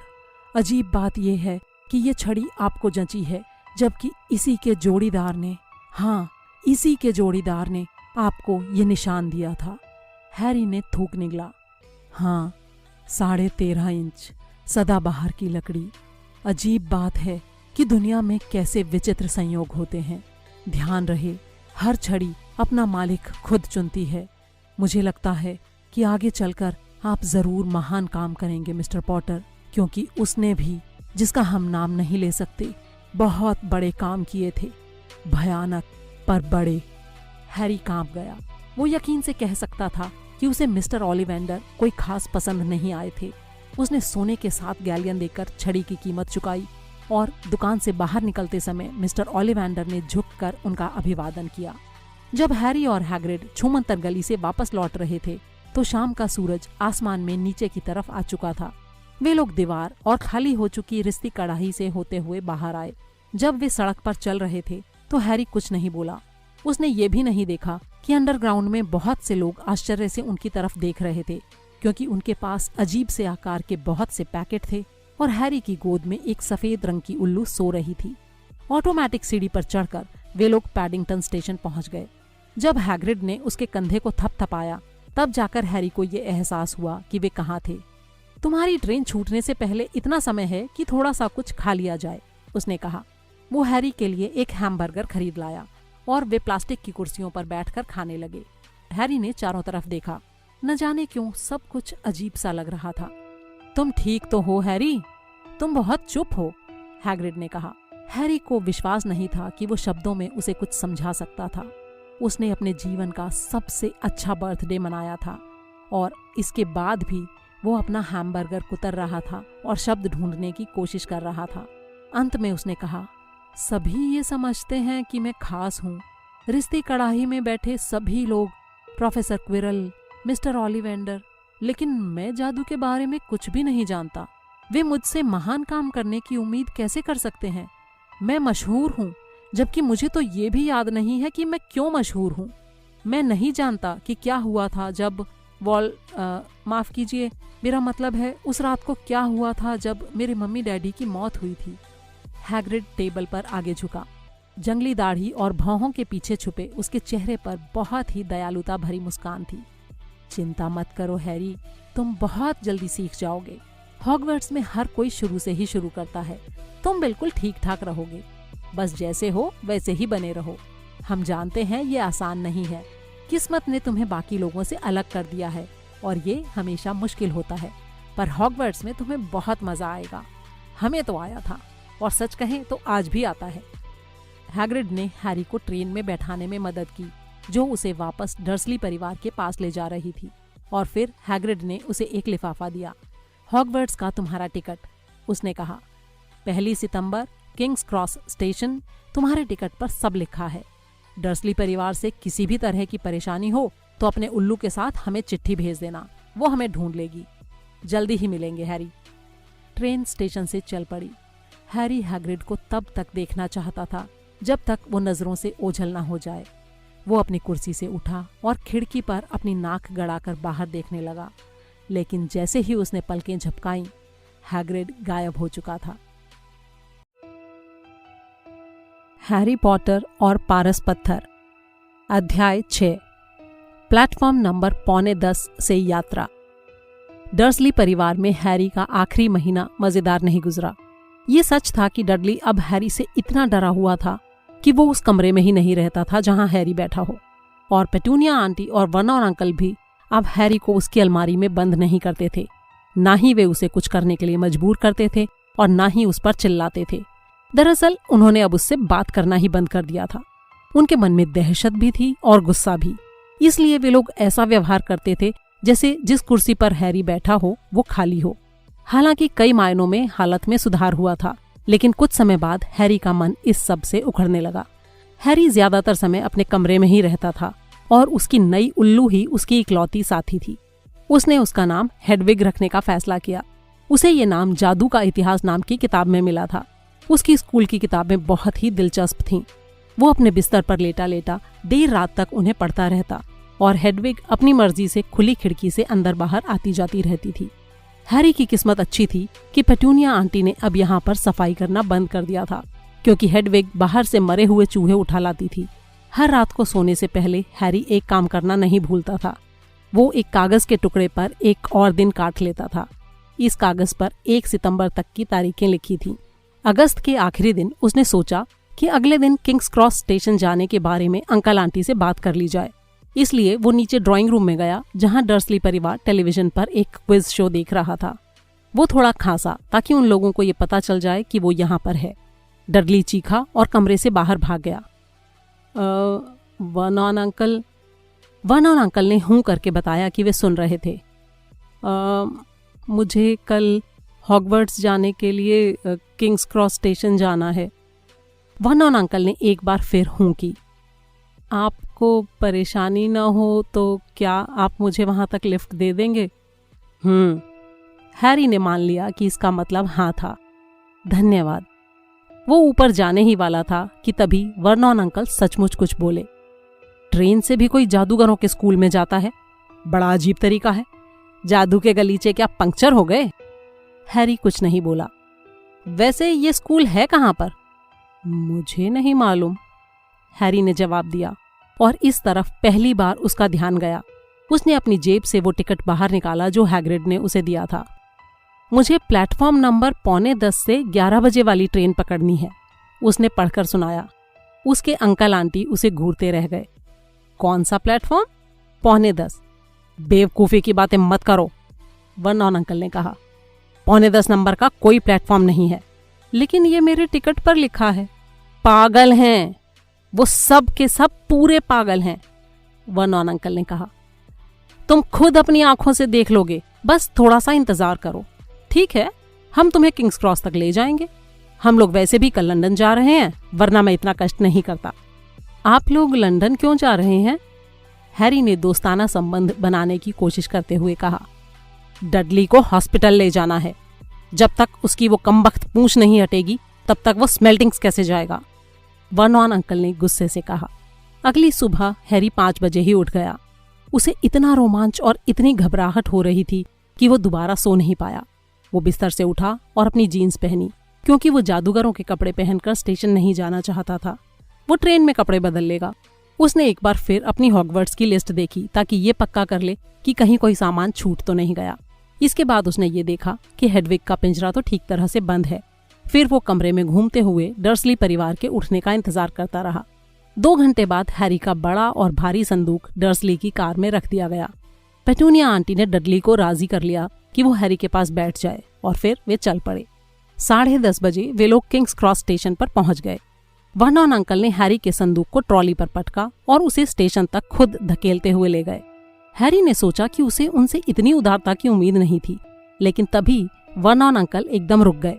प्लेटफॉर्म उनके सामने थे और उनके चेहरे पर कुटिल मुस्कान तैर रही थी। तो तुम्हारी मंजिल आ गई लड़के। ये रहा प्लेटफॉर्म नंबर 9 और वो रहा प्लेटफॉर्म नंबर 10।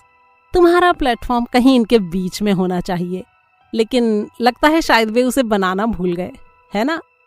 जाहिर है उनकी बात बिल्कुल सही थी। एक प्लेटफॉर्म पर प्लास्टिक की बड़ी तख्ती पर 9 नंबर लिखा था। उसके अगले प्लेटफॉर्म पर 10 नंबर लिखा था और दोनों के बीच में कुछ भी नहीं था। आशा है स्कूल में ये साल अच्छा गुजरेगा, वर्नॉन अंकल ने और भी ज्यादा कुटिलता से मुस्कुराते हुए कहा, और उसके बाद वे वापस चल दिए। हैरी ने मुड़कर देखा कि डर्सली परिवार कार में बैठकर जा रहा था। तीनों हंस रहे थे। हैरी का मुंह सूखने लगा। अब वो क्या करेगा? हेडविग के कारण बहुत से लोग अजीब निगाहों से उसकी तरफ देख रहे थे। उसे किसी से पूछना ही होगा। उसने पास से गुजरते हुए एक गार्ड को रोका, लेकिन उसमें इतनी हिम्मत नहीं थी कि वो प्लेटफॉर्म नंबर 9:45 के बारे में पूछ सके। गार्ड ने कभी हॉगवर्ट्स का नाम नहीं सुना था, और जब हैरी उसे ये भी नहीं बता पाया कि ये देश के किस हिस्से में है, तो वो भड़क गया, क्योंकि उसे लगा जैसे हैरी जानबूझकर मूर्ख बनने का नाटक कर रहा है। निराशा में डूबे हैरी ने 11 बजे जाने वाली ट्रेन के बारे में पूछा, लेकिन गार्ड ने कहा कि 11 बजे कोई ट्रेन नहीं जाती। अंत में गार्ड वहां से तेज कदमों से चला गया। जाते समय वो समय बर्बाद करने वालों के बारे में बड़बड़ाता जा रहा था। हैरी अब बहुत कोशिश कर रहा था कि वो आतंकित ना हो। प्लेटफॉर्म पर लगी बड़ी घड़ी के हिसाब से हॉगवर्ट्स जाने वाली ट्रेन पकड़ने के लिए उसके पास सिर्फ 10 मिनट का समय बचा था, और उसे जरा भी मालूम नहीं था कि वो प्लेटफॉर्म तक कैसे पहुंचे। वो स्टेशन के बीच में बुरी तरह फंस गया था। उसके पास एक संदूक था जिसे वो उठा नहीं सकता था। जेब में जादूगरों के सिक्के भरे थे और हाथ में एक बड़ी सी उल्लू थी। शायद हैग्रिड उसे ये सब बताना भूल गया था कि यहाँ आकर उसे क्या करना है, जैसे छूमंतर गली में घुसने के लिए बाईं तरफ की तीसरी ईंट ठोकना। वो सोचने लगा कि क्या वो अपनी छड़ी निकाले और प्लेटफॉर्म नंबर 9 और 10 के बीच में बने बैरियर को ठोके। उसी समय उसके ठीक पीछे से कुछ लोग गुजरे और उसने उनकी बातचीत के कुछ शब्द सुने। मगलों से भरी थी और क्या। हैरी एकदम से घूमा। ये शब्द एक गोल मटोल महिला बोल रही थी और वो अपने 4 लड़कों से बात कर रही थी, जिन सबके बाल लाल अंगारों की तरह लाल थे। उन सभी की ट्रॉली में हैरी जैसा संदूक था जिसे वे धकेल रहे थे, और उनके पास एक उल्लू भी था। धड़कते हुए दिल से हैरी ने अपनी ट्रॉली उनके पीछे धकेली। वे लोग रुक गए। हैरी भी रुक गया, इतने करीब ताकि उनकी बातें सुन सके। अब कौन सा प्लेटफॉर्म है? बच्चों की माँ ने पूछा। 9:45, एक छोटी लड़की ने सुरीली आवाज में कहा। इस लड़की के बाल भी लाल थे और वो अपनी माँ की उंगली पकड़े थी। मम्मी, मैं क्यों नहीं जा सकती? तुम अभी इतनी बड़ी नहीं हो जिनी, अब चुप रहो। ठीक है पर्सी, सबसे पहले तुम जाओ। सबसे बड़ा दिखने वाला लड़का प्लेटफॉर्म नंबर 9 और 10 के बीच की तरफ आगे बढ़ा। हैरी ने उस पर अपनी नजरें जमा ली। वो सावधान था कि कहीं उसकी पलकें ना झपक जाएं, क्योंकि वो चूकना नहीं चाहता था। लेकिन जैसे ही वो लड़का दोनों प्लेटफॉर्मों के बीच में पहुंचा, हैरी के सामने टूरिस्ट्स का एक बड़ा झुंड आ गया, और जब तक भीड़ छटी वो लड़का गायब हो चुका था। फ्रेड, अब तुम जाओ, गोल मटोल महिला ने कहा। मैं फ्रेड नहीं, जॉर्ज हूं, लड़के ने कहा। आप भी मम्मी, आपको हमारी माँ कहलाने का कोई हक नहीं है। आपको तो ये भी नहीं पता कि मैं जॉर्ज हूं। सॉरी जॉर्ज डियर, मैं तो मजाक कर रहा था। फ्रेड मैं ही हूं, लड़के ने कहा। और वो चल पड़ा। उसके जुड़वां भाई ने पीछे से उससे जल्दी करने को कहा और उसने सचमुच जल्दी की होगी क्योंकि 1 सेकंड बाद ही वो गायब हो गया। परंतु उसने ऐसा किया कैसे? अब तीसरा भाई टिकट बैरियर की तरफ फुर्ती से जा रहा था। वो लगभग वहां पहुंच गया और तभी एकदम अचानक वो कहीं नहीं दिख रहा था। अब हैरी के पास कोई रास्ता नहीं था। उसने गोल मटोल महिला के पास जाकर उससे कहा, माफ कीजिए। हेलो डियर, उसने कहा, पहली बार हॉगवर्ट्स जा रहे हो? मेरा रॉन भी पहली बार जा रहा है। उसने अपने आखिरी और सबसे छोटे बेटे की तरफ इशारा किया। वो लंबा, दुबला और चकत्तों से भरा अजीब सा दिख रहा था। उसके हाथ पैर बड़े थे और नाक लंबी थी। हाँ, हैरी ने कहा, बात यह है कि मैं नहीं जानता कि किस तरह प्लेटफॉर्म पर पहुंचा जाए, है ना? महिला ने दयालुता से कहा और हैरी ने जल्दी से सिर हिलाया। महिला ने कहा, चिंता मत करो, तुम्हें सिर्फ इतना करना है कि प्लेटफॉर्म नंबर 9 और 10 के बीच के बैरियर तक सीधे चलते जाओ, कहीं भी मत रुकना और ये सोचकर मत घबराना कि तुम इससे टकरा जाओगे। ये बात बहुत महत्वपूर्ण है। अगर तुम्हें डर लग रहा हो तो बेहतर होगा कि तुम दौड़ लगाकर ये काम करो। अब जाओ, रॉन से पहले तुम अंदर जाओ। अच्छा, ठीक है, हैरी ने कहा। उसने अपनी ट्रॉली घुमाई और बैरियर की तरफ घूर कर देखा। वो बहुत ठोस दिख रहा था। हैरी उसकी तरफ चलने लगा। प्लेटफॉर्म नंबर 9 और 10 पर आने जाने वाले लोग उसे धक्का मारते हुए निकल रहे थे। हैरी ज्यादा तेज चलने लगा। वो सीधे बैरियर से टकराने वाला था और अगर वो गिर गया तो मुश्किल में पड़ जाएगा। अपनी ट्रॉली पर आगे झुकते हुए वो सरपट भागने लगा। बैरियर लगातार पास आता जा रहा था। वो रुक नहीं पाएगा। ट्रॉली नियंत्रण के बाहर हो चुकी थी। वो बस 1 फुट दूर था। उसने अपनी आंखें बंद कर ली और टक्कर के लिए तैयार हो गया, लेकिन टक्कर नहीं हुई। वो दौड़ता ही रहा और जब उसने अपनी आंखें खोली तो भाप का एक लाल इंजन उसके सामने खड़ा था और प्लेटफॉर्म लोगों से खचाखच भरा था। ऊपर एक साइन बोर्ड पर लिखा था, हॉगवर्ट्स एक्सप्रेस 11 बजे। हैरी ने अपने पीछे देखा और जहां पर बैरियर था वहां उसे लोहे का गलियारा दिखाई दिया जिस पर लिखा था प्लेटफॉर्म नंबर 9:15। वो आखिर वहां पहुंच ही गया था। इंजन से निकलता धुआं बतियाती भीड़ के सिर के ऊपर तैर रहा था और बहुत सी रंग बिरंगी बिल्लियां खड़े हुए लोगों के पैरों के बीच से निकल रही थीं। भीड़ के शोर और भारी संदूकों के जमीन पर घसीटे जाने की आवाजों के ऊपर उल्लुओं की चिड़चिड़ी आवाजें सुनाई दे रही थीं, जैसे वे भी आपस में बात कर रहे हों। इंजन के साथ वाले कुछ डिब्बे पहले ही पूरी तरह भर चुके थे। कुछ बच्चे खिड़की के बाहर लटक कर अपने परिवार वालों से बात कर रहे थे तो कुछ सीटों के लिए आपस में झगड़ रहे थे। किसी खाली सीट की तलाश में हैरी अपनी ट्रॉली को प्लेटफॉर्म पर धकेलता गया। वो एक गोल चेहरे वाले लड़के के पास से गुजरा जो कह रहा था, दादी, मेरा मेंढक फिर गुम गया है।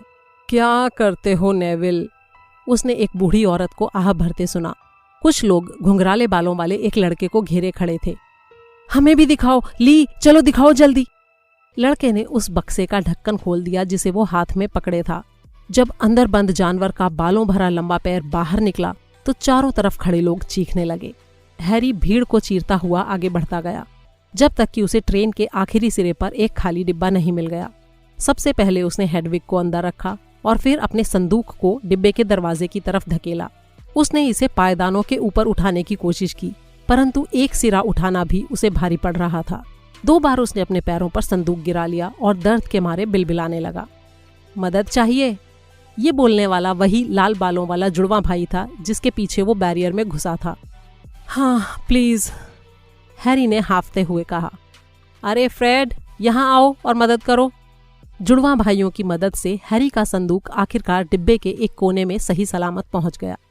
धन्यवाद, हैरी ने कहा और पसीने से लथपथ अपने बालों को आंखों के सामने से हटाया। ये क्या है? जुड़वा भाइयों में से एक ने अचानक हैरी के बिजली जैसे निशान की तरफ इशारा करते हुए पूछा। हे भगवान, दूसरे भाई ने कहा। कहीं तुम? वही है, वही है, पहले भाई ने कहा। है ना? उसने हैरी से पूछा। क्या? हैरी ने कहा। हैरी पॉटर, दोनों जुड़वा भाई एक साथ कोरस में बोले। अच्छा वो, हैरी ने कहा। मेरा मतलब है हाँ, मैं ही हूं। दोनों भाई मुंह खोलकर उसे देखते रहे और हैरी को लगा कि उसका चेहरा लाल हो रहा था। तभी ट्रेन के खुले दरवाजे से एक आवाज तैरती हुई अंदर आई जिसे सुनकर हैरी को राहत मिली। फ्रेड, जॉर्ज, तुम लोग कहाँ हो? आ रहे हैं मम्मी। हैरी पर एक और नजर डालने के बाद जुड़वा भाई ट्रेन से कूद गए। हैरी खिड़की के पास बैठ गया जहां वो आधा छुपा हुआ था। वहां से वो प्लेटफॉर्म पर खड़े लाल बालों वाले परिवार को देख सकता था और उनकी बातें सुन सकता था। उनकी माँ ने अपना रुमाल बाहर निकाल लिया था। रॉन, तुम्हारी नाक पर कुछ लगा है। सबसे छोटे बच्चे ने बचकर निकलने की बहुत कोशिश की, किंतु उसकी माँ ने उसे दबोच लिया और उसकी नाक के सिरे को रगड़ने लगी। मम्मी, अब छोड़ो भी। उसने धक्का देते हुए अपने को छुड़ाया। अरे, क्या छोटे बच्चे रॉनी की नक्कू पर कुछ लगा था? जुड़वा भाइयों में से एक ने चिढ़ाते हुए कहा। चुप रहो, रॉन ने कहा। पर्सी कहाँ है? उनकी माँ ने पूछा। इधर ही आ रहा है। सबसे बड़ा लड़का लंबे लंबे डग भरता हुआ उन्हीं की तरफ आ रहा था। वो अपने कपड़े बदलकर हॉगवर्ट्स का लहराता हुआ काला दुशाला पहन चुका था।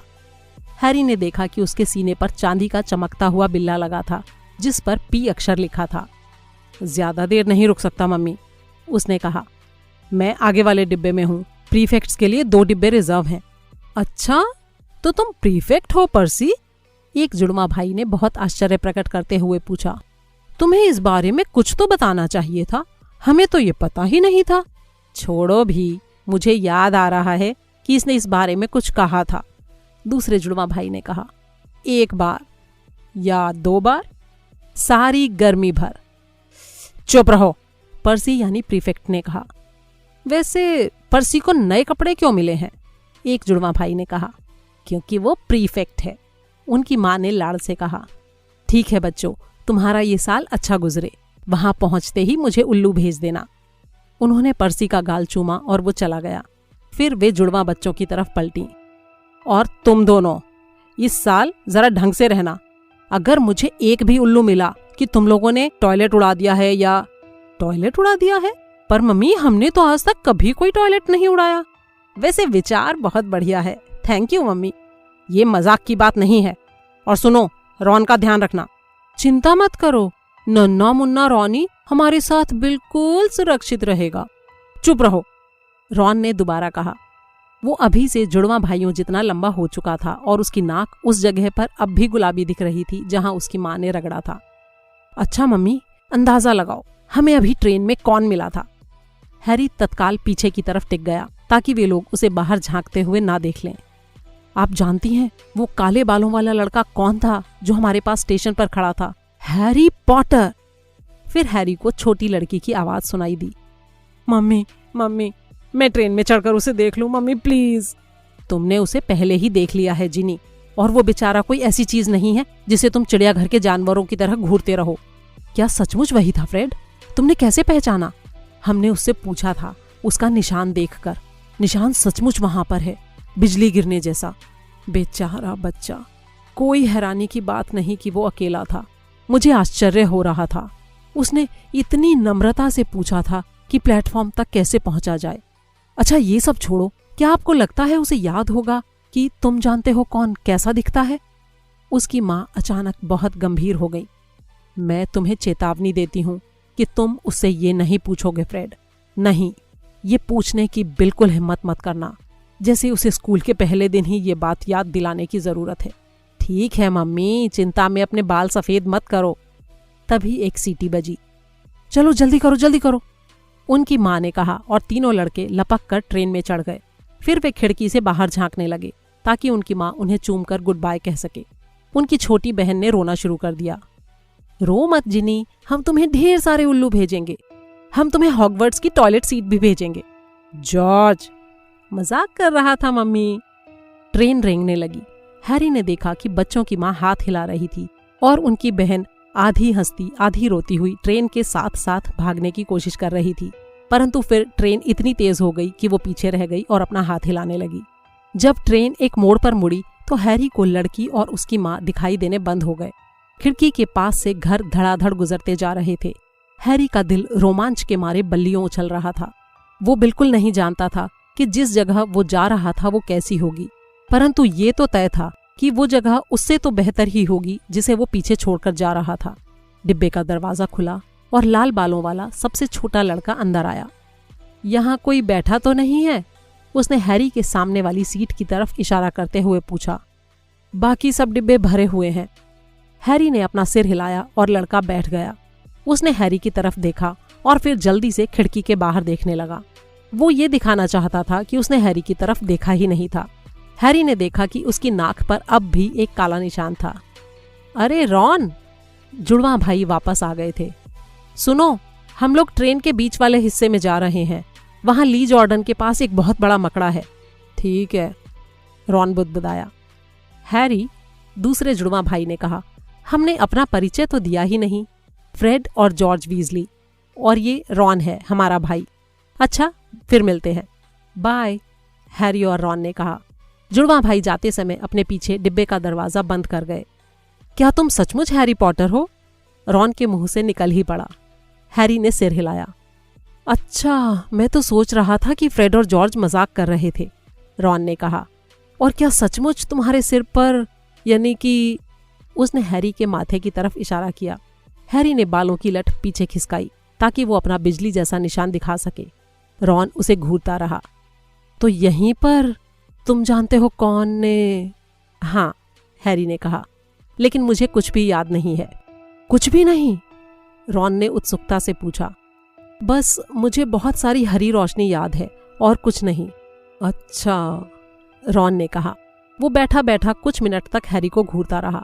फिर जैसे उसे अचानक समझ में आया कि वो क्या कर रहा था, और वो एक बार फिर जल्दी से खिड़की के बाहर देखने लगा। क्या तुम्हारे परिवार में सभी जादूगर हैं? हैरी ने पूछा। हैरी को रॉन उतना ही दिलचस्प लग रहा था जितना कि रॉन को हैरी लग रहा था। अरे हाँ, मुझे ऐसा ही लगता है, रॉन ने कहा। मुझे लगता है कि मम्मी के दूर के रिश्ते का एक कजिन है जो अकाउंटेंट है, पर हम लोग उसके बारे में कभी बात नहीं करते। तो इसका मतलब है तुम्हें पहले से ही बहुत सा जादू आता होगा। जाहिर था वीजली परिवार उन पुराने जादूगर परिवारों में से एक था जिनके बारे में छूमंतर गली में वो पीला लड़का बातें कर रहा था। मैंने सुना है तुम्हें मगलुओं के साथ रहने के लिए भेज दिया गया था, रॉन ने कहा। वे लोग कैसे होते हैं? बहुत बुरे, पर सभी नहीं। मेरे अंकल आंटी और कजिन बहुत बुरे हैं। काश मेरे भी 3 जादूगर भाई होते। 5, रॉन ने कहा। किसी कारण से वो उदास नजर आ रहा था। हमारे परिवार से हॉगवर्ट्स जाने वाला मैं छठा हूँ। तुम कह सकते हो कि मुझे बहुत कुछ करके दिखाना है।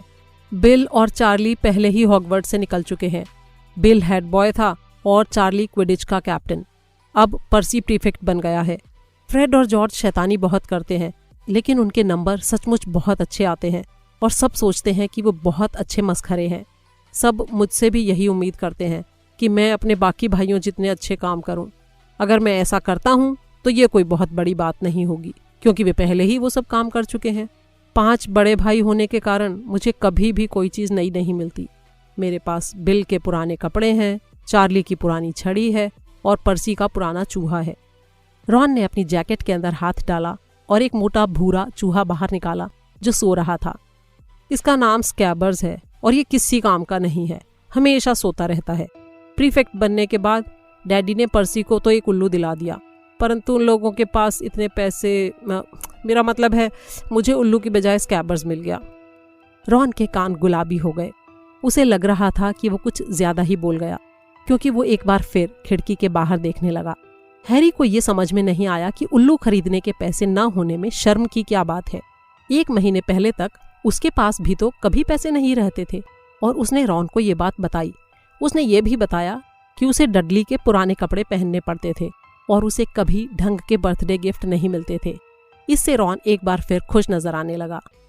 और जब तक हैग्रिड ने मुझे नहीं बताया तब तक मैं जानता भी नहीं था कि मैं जादूगर हूँ, और मैं अपने मम्मी डैडी या वोल्डेमॉर्ट के बारे में भी कुछ भी नहीं जानता था। रॉन ने गहरी सांस अंदर खींची। क्या हुआ? हैरी ने कहा। तुम जानते हो कौन का नाम लिया? रॉन ने कहा।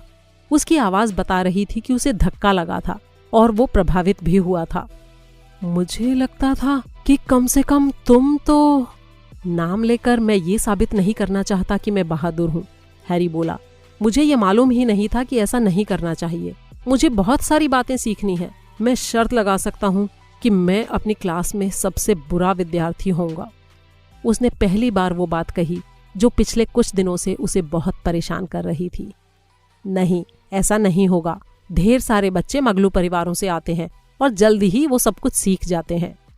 जब वे बातें कर रहे थे तो ट्रेन उन्हें लंदन से बाहर ले जा रही थी। अब वे गाय भेड़ों से भरे खेतों के पास से तेजी से गुजर रहे थे। कुछ समय वे लोग चुप रहे और सरपट भागते खेतों और गलियों को देखते रहे। 12:30 बजे के करीब बाहर गलियारे में खड़खड़ की तेज आवाज सुनाई दी। एक महिला ने, जिसके गालों पर डिंपल थे, उनके डिब्बे का दरवाजा खोला और मुस्कुराते हुए पूछा, ट्रॉली में से कुछ चाहिए बेटा? हैरी ने सुबह से नाश्ता नहीं किया था और वो उछलकर खड़ा हो गया, परंतु रॉन के कान एक बार फिर से गुलाबी हो गए। उसने धीमी आवाज में कहा कि उसके पास सैंडविच रखे हैं। हैरी गलियारे में बाहर चला गया। जब वो डर्सली परिवार के साथ रहता था तो उसके पास कभी चॉकलेट्स या टॉफीज खरीदने के लिए पैसे नहीं रहते थे। चूंकि अब उसकी जेब में सोने और चांदी के सिक्के खनखना रहे थे, इसलिए वो जितनी मार्स बार उठा सकता था उतनी खरीदने के लिए तैयार था। लेकिन उस महिला के पास मार्स बार नहीं थी। उसके पास जो सामान था उसमें बर्टी बॉट्स की हर स्वाद की टॉफियां, ड्रुबल की बेहतरीन बबलगम, चॉकलेट के मेंढक, कद्दू की पेस्ट्री, कड़ाही केक, लिकरिश की छड़ियां और ऐसी ही और भी बहुत सी अजीब चीजें थी जिन्हें हैरी ने जिंदगी में पहले कभी नहीं देखा था। कोई चीज छूट न जाए, इस डर से हैरी हर चीज थोड़ी थोड़ी खरीद लाया और उसने महिला को 11 चांदी के सिकल और 7 कांसे के नट दिए। हैरी सारे सामान को लेकर डिब्बे में वापस आया और उसे एक खाली सीट पर रख दिया। रॉन उसे टकटकी लगाकर देख रहा था। बहुत भूख लगी है क्या? भूख के मारे दम निकला जा रहा है। हैरी ने कद्दू की पेस्ट्री का एक बड़ा टुकड़ा मुंह में भरते हुए कहा। रॉन ने एक मुड़ा हुआ पैकेट निकाला और उसे खोला। उसके अंदर 4 सैंडविच थे। उसने उनमें से एक को खोलकर देखा और बोला, मम्मी हमेशा भूल जाती हैं कि मुझे कॉर्न वाला बीफ पसंद नहीं है। चलो हम इसे आपस में बदल लेते हैं। हैरी ने एक पेस्ट्री उठाते हुए कहा। तुम्हें ये पसंद नहीं आएगा, ये सूखा हुआ है। रॉन ने कहा। मम्मी के पास ज्यादा टाइम नहीं होता, उसने जल्दी से जोड़ा। तुम्हें तो पता ही है कि हम 5 भाई हैं। चलो ये पेस्ट्री लो, हैरी ने कहा, जिसके पास इससे पहले कभी कोई चीज बांटने के लिए नहीं होती थी। सच कहा जाए तो ऐसा कोई था भी नहीं जिसके साथ वो कोई चीज मिल बांट कर खा सके। उसे बहुत अच्छा लग रहा था कि वो और रॉन एक साथ बैठकर हैरी की पेस्ट्री और केक खा रहे थे। वे सैंडविच के बारे में बिल्कुल भूल चुके थे। ये क्या है? हैरी ने चॉकलेट के मेंढक का एक पैकेट उठाकर रॉन से पूछा। कहीं इसमें सचमुच के मेंढक तो नहीं है? अब उसे लगने लगा था कि कुछ भी हो सकता है और वो किसी भी आश्चर्यजनक घटना के लिए तैयार था। नहीं नहीं, रॉन ने कहा, लेकिन ये देखना कि इसमें से कौन सा कार्ड निकलता है। मेरे पास अग्रिप्पा नहीं है। क्या? अरे ओहो, अच्छा तुम्हें कैसे पता होगा? देखो, चॉकलेट के मेंढक के अंदर एक कार्ड रहता है जिसे हम लोग इकट्ठा करते हैं, किसी मशहूर जादूगर या जादूगरनी का कार्ड। मेरे पास 500 कार्ड है, लेकिन मेरे पास एग्रिप्पा या टॉलेमी के कार्ड नहीं है। हैरी ने अपने चॉकलेट के मेंढक का कवर हटाया और कार्ड बाहर निकाला। उसमें एक आदमी का चेहरा दिख रहा था। उसने आधे चांद के आकार का चश्मा पहन रखा था। उसकी लंबी नाक मुड़ी हुई थी और उसके लहराते बाल, दाढ़ी और मूछें चांदी की तरह सफेद थीं। तस्वीर के नीचे उसका नाम लिखा था, एल्बस डम्बलडोर। तो ये हैं डम्बलडोर, हैरी ने कहा। मुझसे ये मत कहना कि तुमने कभी डम्बलडोर का नाम नहीं सुना, रॉन ने कहा। मैं एक मेंढक ले लूं, शायद मुझे अग्रिप्पा मिल जाए। Thank you. हैरी ने अपना कार्ड पलटा। कार्ड के दूसरी तरफ लिखा था, एल्बस डम्बलडोर, वर्तमान में हॉगवर्ट्स के हेडमास्टर। कई लोग मानते हैं कि वे आधुनिक समय के महानतम जादूगर हैं। प्रोफेसर डम्बलडोर खास तौर पर इन चीजों के लिए मशहूर हैं। 1945 में शैतानी जादूगर ग्रिंडेलवाल्ड को हराने के लिए, ड्रैगन के खून के 12 प्रयोगों की खोज के लिए और अपने पार्टनर निकोलस फ्लेमेल के साथ रसायन शास्त्र पर किए गए काम के लिए। प्रोफेसर डम्बलडोर को चैम्बर म्यूजिक और 10 पिन बॉलिंग पसंद है। हैरी ने कार्ड को दोबारा पलटा और उसे ये देखकर हैरानी हुई कि डम्बलडोर का चेहरा गायब हो गया था। वे चले गए? तुम उनसे ये उम्मीद तो नहीं कर सकते कि वो सारा दिन यहीं तुम्हारे पास बैठे रहे, रॉन ने कहा। वे दोबारा आ जाएंगे। खैर, अरे मुझे एक बार फिर मॉर्गाना मिल गई। मेरे पास पहले से ही उसके 6 कार्ड हैं। क्या तुम्हें ये चाहिए? तुम भी कार्ड इकट्ठे करना शुरू कर दो। रॉन की आंखें चॉकलेट के मेंढकों के ढेर की तरफ मुड़ गईं, जो खोले जाने का इंतजार कर रहे थे। जितने चाहो ले लो, हैरी ने कहा। लेकिन तुम्हें पता है, मगलुओं की दुनिया में लोग अपने फोटो से कहीं नहीं जाते, वो वहीं रहते हैं। क्या सचमुच? वो लोग बिल्कुल भी नहीं हिलते? रॉन की आवाज में हैरानी थी। बड़ी अजीब बात है। हैरी कार्ड को घूर रहा था कि तभी उसने देखा डम्बलडोर एक बार फिर अपने कार्ड में लगे फोटो में लौट आए और उसकी तरफ देखकर हल्के से मुस्कुराए। मशहूर जादूगरों और जादूगरनियों को देखने के बजाय रॉन मेंढकों को खाने में ज्यादा दिलचस्पी ले रहा था, लेकिन हैरी तो उन पर से अपनी आंखें नहीं हटा पा रहा था। जल्दी ही उसके पास न सिर्फ डम्बलडोर और मॉर्गैना थे, बल्कि हेंजेस्ट ऑफ वुडक्राफ्ट, अल्बेरिक ग्रैनियन, सर्सी, पैरासेल्सस और मर्लिन भी थे। आखिरकार उसने अपनी आंखें क्लियोडना नाम की जादूगरनी से हटाईं, जो अपनी नाक खुजा रही थी, और बर्टी बॉट्स की हर स्वाद की टॉफियों का बैग खोल लिया। तुम्हें इनके बारे में सावधान रहना होगा, रॉन ने हैरी को चेतावनी दी। जब वे कहते हैं हर स्वाद की, तो उनका मतलब है हर स्वाद की। तुम्हें चॉकलेट, पेपरमेंट और मुरब्बे जैसे लोकप्रिय स्वाद तो मिलेंगे ही, पर तुम्हें पालक, गोश्त और गुर्दे के स्वाद वाली टॉफी भी मिल सकती है। जॉर्ज कहता है कि उसे एक बार कीड़े के स्वाद की टॉफी मिली थी। रॉन ने एक हरी टॉफी उठाई, उसकी तरफ ध्यान से देखा और उसका एक कोना चबाया। अरे रे रे, देखा, स्प्राउट्स। हर स्वाद की टॉफियां खाने में उनका समय काफी अच्छी तरह गुजरा। हैरी को टोस्ट, नारियल, भुनी हुई बीन्स, स्ट्रॉबेरी, करी, घास, कॉफी, मछली के स्वाद की टॉफियां मिली। उसने बहादुरी दिखाते हुए एक अजीब सी दिखने वाली भूरी टॉफी का टुकड़ा भी चख लिया, जिसे रॉन छूने के लिए भी तैयार नहीं था। बाद में पता चला कि वो मिर्च के स्वाद की टॉफी थी। उनकी खिड़की के पास से गुजरता हुआ गांव का दृश्य अब जंगल का दृश्य हो गया था। साफ सुथरे खेत दिखना बंद हो गए थे और अब उन्हें जंगल, घुमावदार नदियां और अंधेरी हरी पहाड़ियां दिख रही थीं। तभी किसी ने उनके डिब्बे का दरवाजा खटखटाया और वही गोल चेहरे वाला लड़का अंदर आया, जिसे हैरी ने प्लेटफॉर्म नंबर 9:45 पर देखा था। उसकी आंखों में आंसू भरे थे। सॉरी, उसने कहा, लेकिन क्या तुम लोगों ने कोई मेंढक देखा है? जब उन्होंने अपना सिर हिलाकर मना किया तो वो रोते हुए बोला, मैंने उसे फिर घुमा दिया, वो मुझसे हमेशा दूर भाग जाता है। वो मिल जाएगा, हैरी ने कहा। हाँ, लड़के ने दुखी मन से कहा, फिर भी अगर तुम्हें दिखे तो बता देना। वो चला गया। मैं नहीं जानता कि वो इतना परेशान क्यों है, रॉन ने कहा। अगर मैं मेंढक लाया होता तो उसे जितनी जल्दी घुमा सकता घुमा देता। ध्यान रहे, मैं स्कैबर्स को लाया हूं, इसलिए मैं इस बारे में कुछ नहीं बोल सकता। चूहा अब भी रॉन की गोद में सो रहा था। ये मर भी जाए तो भी आपको पता नहीं चलेगा, रॉन ने हिकारत से कहा।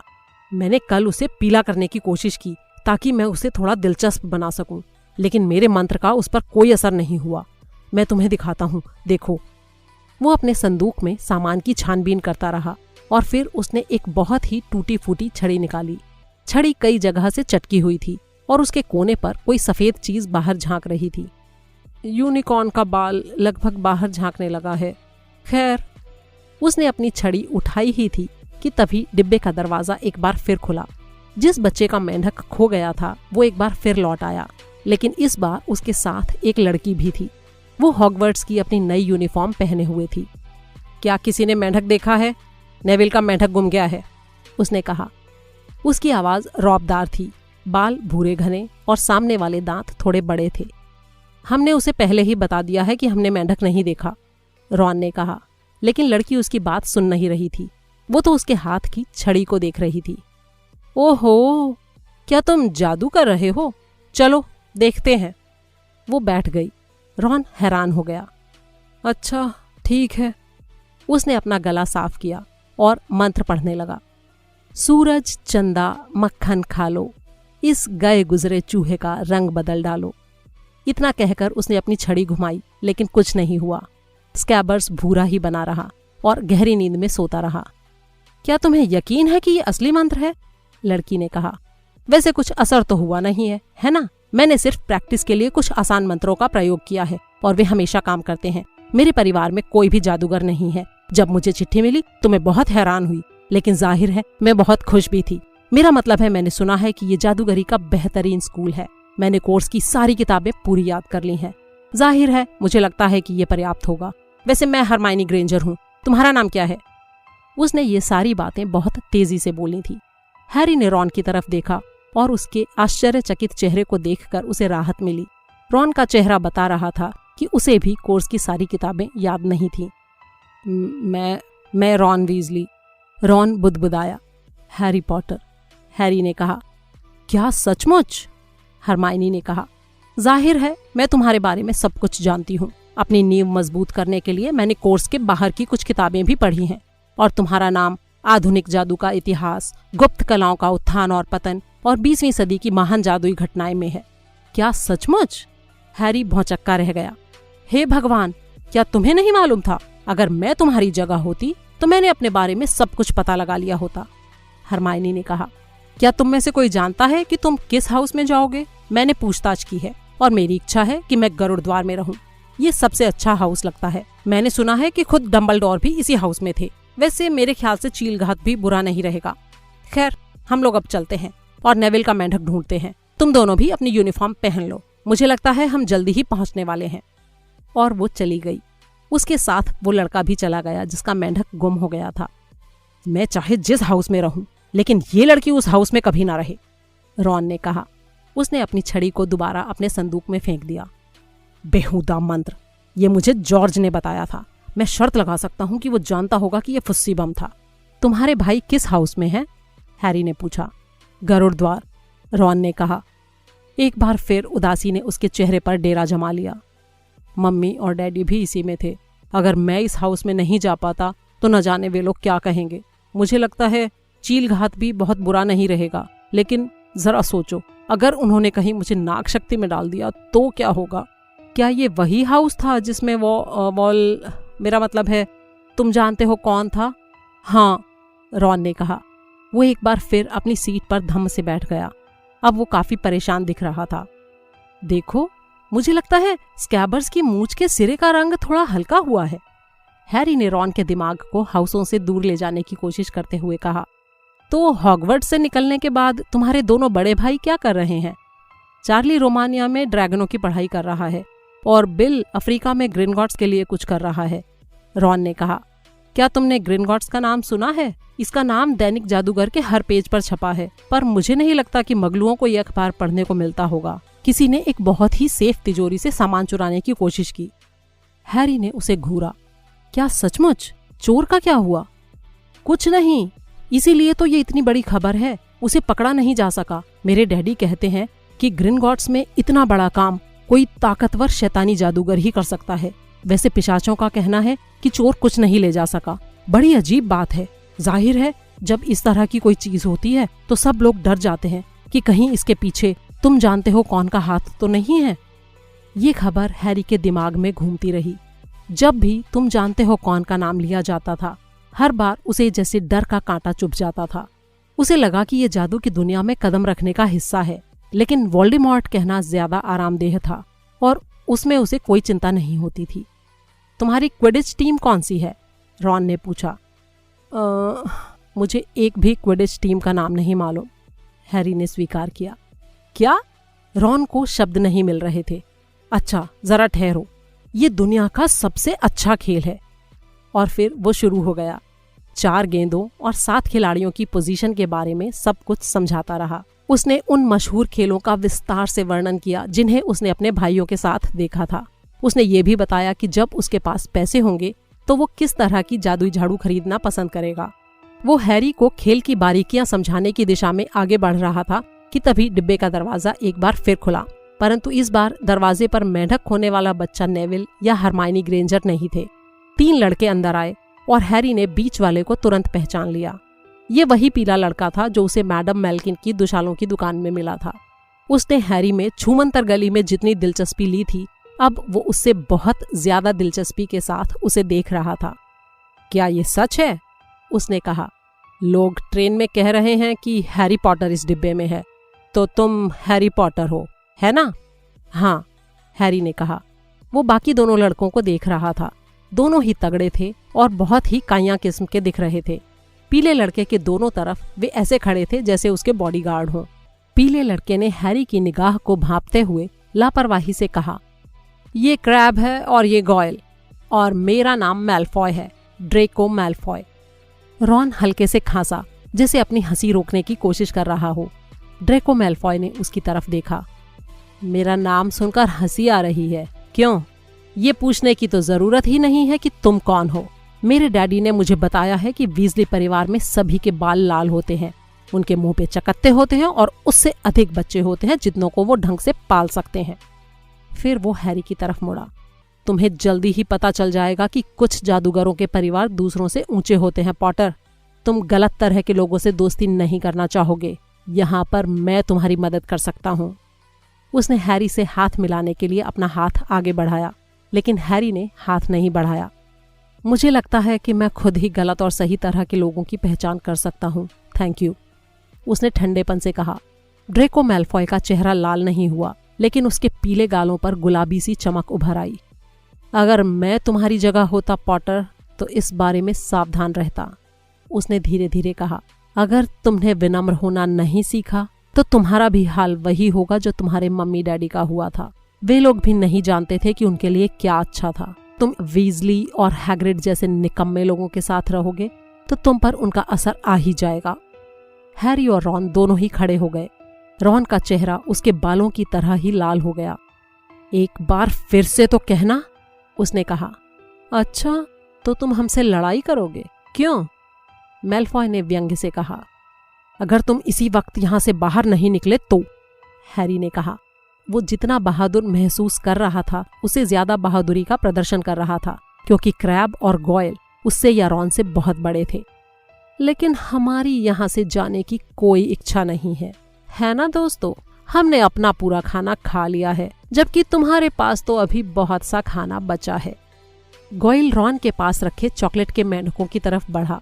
रॉन आगे लपका, लेकिन इससे पहले कि वो गॉयल को छू भी पाता, गॉयल जोर से चीखा। स्कैबर्स उसकी उंगली से लटक रहा था और उसके नुकीले छोटे दांत गॉयल की उंगली के जोड़ में गहराई तक धंसे हुए थे। क्रैब और मैल्फॉय पीछे हट गए जब बिलबिलाते हुए गॉयल ने स्कैबर्स को गोल गोल घुमाया, और जब आखिरकार स्कैबर्स उछलकर खिड़की से टकराया तो तीनों तत्काल वहां से गायब हो गए। शायद उन्होंने सोचा होगा कि मिठाइयों में और चूहे छुपे हैं, या शायद उन्होंने किसी के कदमों की आहट सुन ली थी, क्योंकि 1 सेकंड बाद ही हरमाइनी ग्रेंजर अंदर आई। यहाँ क्या हो रहा है? उसने पूछा। वो फर्श पर चारों तरफ बिखरी मिठाइयों की तरफ देख रही थी। उसने ये भी देखा कि रॉन स्कैबर्स की पूंछ पकड़कर उसे उठा रहा था।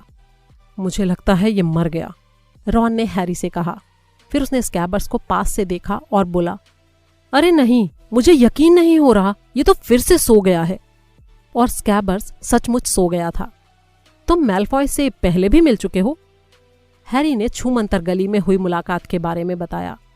मैंने उसके परिवार के बारे में सुना है, रॉन ने गंभीर आवाज में कहा। जब तुम जानते हो कौन लापता हुआ था, तो हमारी तरफ आने वाले सबसे पहले लोगों में उसका परिवार भी था। उन्होंने कहा कि उन्हें सम्मोहित कर दिया गया था। मेरे डैडी को इस बात पर यकीन नहीं है। वे कहते हैं कि मैल्फॉय के पिता को काले जादू की तरफ जाने के लिए बहाने की जरूरत नहीं थी। फिर वो हरमाइनी की तरफ मुड़ा। हम आपकी क्या मदद कर सकते हैं? बेहतर होगा कि तुम जल्दी करो और अपनी यूनिफॉर्म पहन लो। मैंने अभी इंजन में जाकर ड्राइवर से पूछा था और उसने मुझे बताया कि हम बस पहुंचने ही वाले हैं। तुम लोग लड़ तो नहीं रहे थे, है ना? हम वहां पहुंच पाए इससे पहले ही तुम लोग परेशानी में पड़ जाओगे। हम नहीं, स्कैबर्स लड़ रहा था, रॉन ने उसकी तरफ घूरते हुए कहा। और अब अगर आप बुरा ना माने तो यहाँ से चली जाएं, ताकि हम लोग कपड़े बदल सकें। ठीक है, मैं तो यहाँ सिर्फ इसलिए आई थी क्योंकि बाहर लोग बहुत ही बचकानी हरकतें कर रहे हैं और गलियारों में इधर से उधर दौड़ रहे हैं, हरमाइनी ने नाक सिकोड़ते हुए कहा। और हाँ, क्या तुम्हें पता है तुम्हारी नाक पर मैल लगा है? उसके बाहर जाते समय रॉन ने उसकी तरफ गुस्से से देखा। हैरी ने खिड़की से बाहर झांका। बाहर अंधेरा हो रहा था। गहरे बैंगनी आसमान के नीचे उसे पहाड़ और जंगल दिख रहे थे। ट्रेन धीरे धीरे धीमी हो रही थी। उसने और रॉन ने अपनी जैकेट उतारी और अपने लंबे काले दुशाले ओढ़ लिए। रॉन का दुशाला थोड़ा छोटा था, इसलिए दुशाले के नीचे उसके जूते दिख रहे थे। पूरी ट्रेन में एक आवाज गूंजी, हम लोग 5 मिनट में हॉगवर्ट्स पहुंच जाएंगे। अपना सामान ट्रेन में ही रखे रहने दें, इसे अलग से स्कूल पहुंचाया जाएगा। घबराहट के मारे हैरी के पेट में मरोड़ उठने लगी और उसने देखा कि रॉन अपने चकत्तों के नीचे पीला दिख रहा था। उन्होंने बची हुई मिठाइयां अपनी जेब में भर लीं और गलियारे में जमा भीड़ में शामिल हो गए। ट्रेन पहले तो धीमी हुई और आखिर रुक गई। लोग दरवाजे की तरफ जाने के लिए धक्का मुक्की करने लगे और फिर वे एक छोटे अंधेरे प्लेटफॉर्म पर नीचे उतरे। रात की ठंडी हवा में हैरी को कंपकपी छूट गई। तभी विद्यार्थियों के सिर के ऊपर से तैरता हुआ एक लैंप आया और हैरी को एक परिचित आवाज सुनाई दी, फर्स्ट ईयर के बच्चे फर्स्ट ईयर के बच्चे इधर आओ। सब ठीक है ना हैरी? सिरों के समुद्र के ऊपर हैग्रिड का बड़ा बालों भरा चेहरा चमक रहा था। चलो हमारे पीछे आओ। फर्स्ट ईयर का कोई और बच्चा तो नहीं है? जरा संभल कर कदम रखना। फर्स्ट ईयर के बच्चे हमारे पीछे आओ।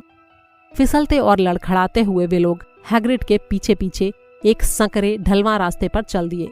उनके दोनों तरफ इतना अंधेरा था कि हैरी ने सोचा वहां पर घने पेड़ होने चाहिए। कोई भी ज्यादा नहीं बोल रहा था।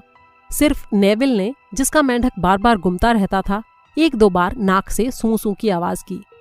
तुम्हें 1 सेकंड में हॉगवर्ट्स की पहली झलक दिखाई देगी, हैग्रिड ने अपने कंधे के ऊपर से कहा।